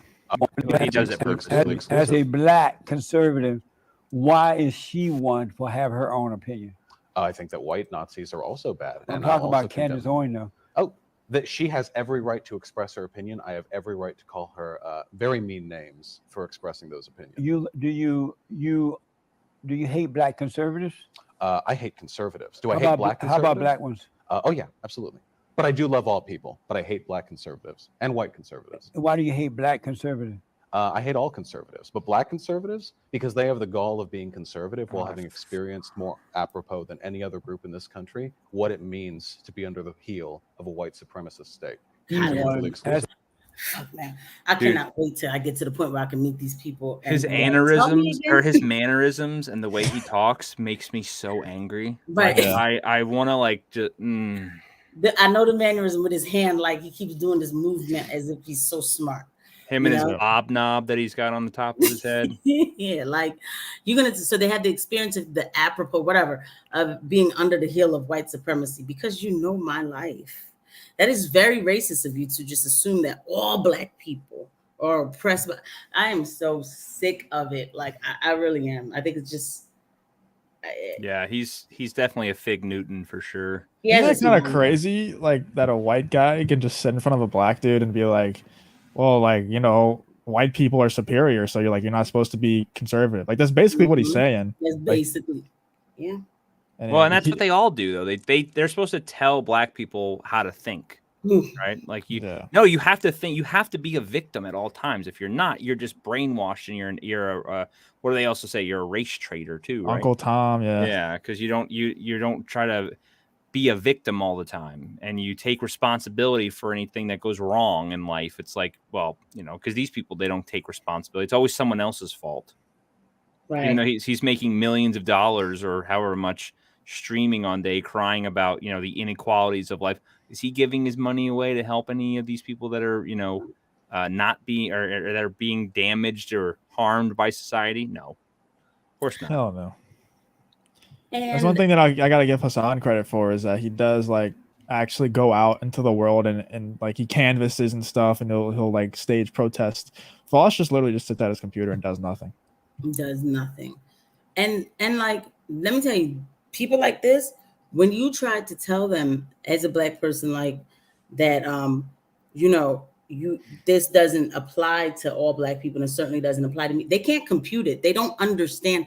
Like I had an argument with a leftist liberal white woman who was telling me, because when I was at the Moms for Liberty convention, she was like, those white women in there, they'll never accept you. And I'm like, well, number one, I don't look for acceptance from humans. My affirmations come from God, right? But number two, they were very nice. Like, I'm not even going to explain that to you. Like, I had a great time in there. No, I'm trying to help you. And this was like a conversation.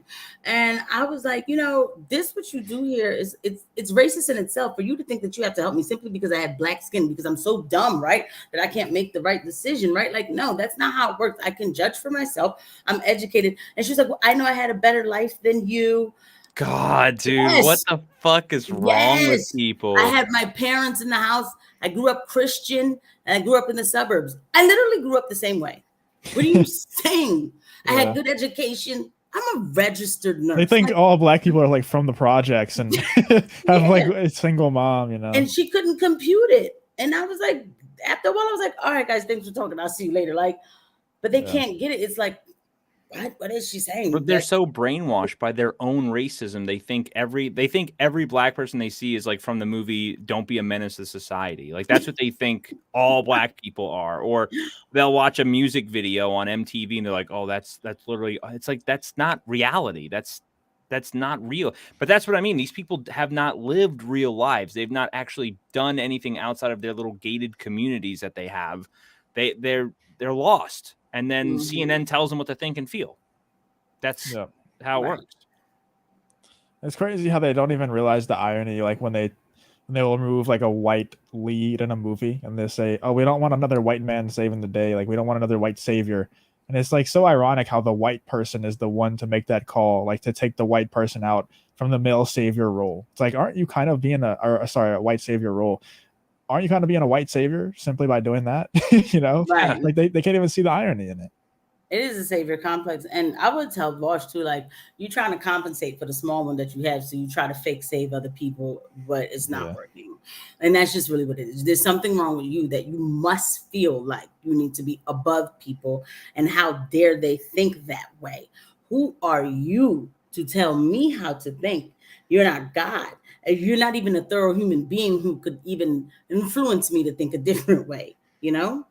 Yeah. Yeah, and Twigs is right. We've talked about this for a long time. Yeah, here's the white people scraps. You can have our hand-me-down characters. We're not going to create new ones for you because why would we want to do that? Here, you can have our old characters that we don't want to use anymore, so you can use that. And getting back to Vosh kind of people, without this so-called oppression, without victim mentality and victimhood, their voice they're meaningless. They're gone, right? So they literally make money, and that's why they're grifters off of that stuff. If that stuff doesn't quote unquote exist anymore, they are not valid. They have no validity. They're gone. And that's why they try to, all of the left, they try to erase everything that's happened in the 90s and previously, because without that victim mentality and without all that stuff, they have no platform to even run on. They can't sit there and say, well, you're being oppressed, or you need to listen. And then that's the thing too. It's funny.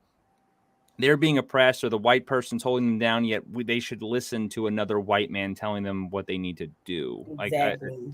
They don't even see their own irony and hypocrisy. Yeah. It doesn't make sense, but it never does. That's why I like, after a while, it doesn't hold up. It doesn't hold up. There was a time where, I believe that I will say the propaganda that is handed to you from the beginning to tell you that you are oppressed, you end up believing it, right? Until you take a step back and you look and you're like, this isn't true. It's not holding up. Like, that's not true. But some people never take a step back and look at it because the victimhood makes them who they are. Without it, they would not be anybody, right? And so they never take that step back. But it doesn't hold up. These lies don't hold up. They really don't. Like, they don't.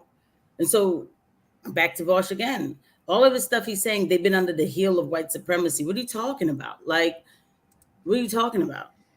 Man bun equals you like things in your colon. He is a mess. That is hilarious. Yeah, but for everybody who is here, really quick, I want to remind everyone, if you can, please go ahead and subscribe to these two great people. You got Justin Reloaded.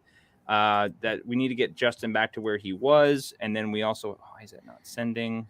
I was trying to get your guys' chat in here, but let's try. Thank y'all for everybody who's been helping out on the channel, by the way. I appreciate it. Thank y'all for subscribing, watching the videos, and all that stuff. Let's see. I'll do it here then, because StreamYard is being trash as usual. I'm going to try those other programs soon and just see how it works. Yeah, I actually bought the Streamlabs thing today because it kind of made me, and then I still couldn't stream anyway. And again, if you guys like this type of content and this type of conversation, we talk about this stuff on Fridays on a different channel. Here's the channel here. Bring the Asteroid. Like I said, it's kind of a collective thing. It's going to be well, Justin, you explain it better than I do because I'm a bumbling fool. Yeah, I mean, right now it's just like a group YouTube channel that we have, but we're in the process of getting a website made. I'm kind of trying to hold out. There's like a couple of decisions that we have to make in terms of like pricing and stuff like that for the website. Trying to hold out until I find out what's going on with my channel because it's still not completely dead. There's still hope. So I'm waiting on a couple of answers from a couple of different people, and then we'll know. Right now, it's just like a group channel that we're doing a stream at least once a week. Hopefully, we'll get some clips up on there as well, and then we'll have a website, and it's just going to keep growing over time. It's going to be a real media company one day. Yeah. Here's the channel. Like I said, we do live streams. We're going to be live streaming tomorrow as well. So if you guys want to subscribe, It's going to be a lot of fun with what we do over there. We're going to start taking clips from our private channels and add that over there in case you miss some of our stuff. You can always find it there as well. So it's going to be a lot of fun and something to just different and something to build off of. So, yeah, thank you, GR. Thank you, Brett. I appreciate y'all. Yeah. We appreciate you guys for being here, obviously, and subscribing to these two great people as well. Thanks. What do you guys got going on for the rest of the week? Anything, any planned videos or anything like that? No, just what? Just be like, no, and then he'll drop 5 tomorrow. I know, well, yeah. I know. I don't know what they're gonna be about, but I know I'm posting 2 videos at least every day. That's just my goal right now, man. I'm just pumping out videos. So yeah, Justin's always pumping out content for sure. Casey, I know your schedule is kind of crazy. I know Casey's been pumping. This week I've actually I couldn't because I wasn't home. I wasn't as able to get what I want done, and then I'm coming back again next week, and I'm just trying to figure out my format and stuff. But I'm coming back again. But because I'm like getting annoyed with myself because I'm like, you need to figure it out. You need to figure out your schedule. You have to figure everything out. It's life's hard too, juggling work and everything. Trust me, I know. Yeah, but this is like number one for me because I mean, I thank God for a career, but this is your passion. Yes. Yeah, I hear you. So, but well, thank you all for coming on. Like I said, I think I'm going to wrap it up because we're a little bit over 2 hours, and I do want to save some new topics for tomorrow too, because tomorrow's going to be fun. Tomorrow, I've been looking forward to our Friday streams. Those are a blast, and we just kind of let it roll. But thank you all for coming on. I greatly appreciate it. Everyone in the chat, Brett, let's see, GR, Twigs. We had the Flaccid, Zax, all you guys that support the channel. Night Ronin, as always. Thank you guys for watching. So come check us out tomorrow night, probably around 9 p.m., but we'll post it tomorrow, probably morning, afternoon, let you know exactly what time. And then on this channel, like I said, I stream on Tuesdays and Thursdays now. So check that out. It's going to be a lot of fun. And yeah, so you guys have a good rest of your week. Thank you again for hanging out, and I will catch you all hopefully tomorrow night. So till then, ladies and gents, I will see you guys tomorrow. bye. Later.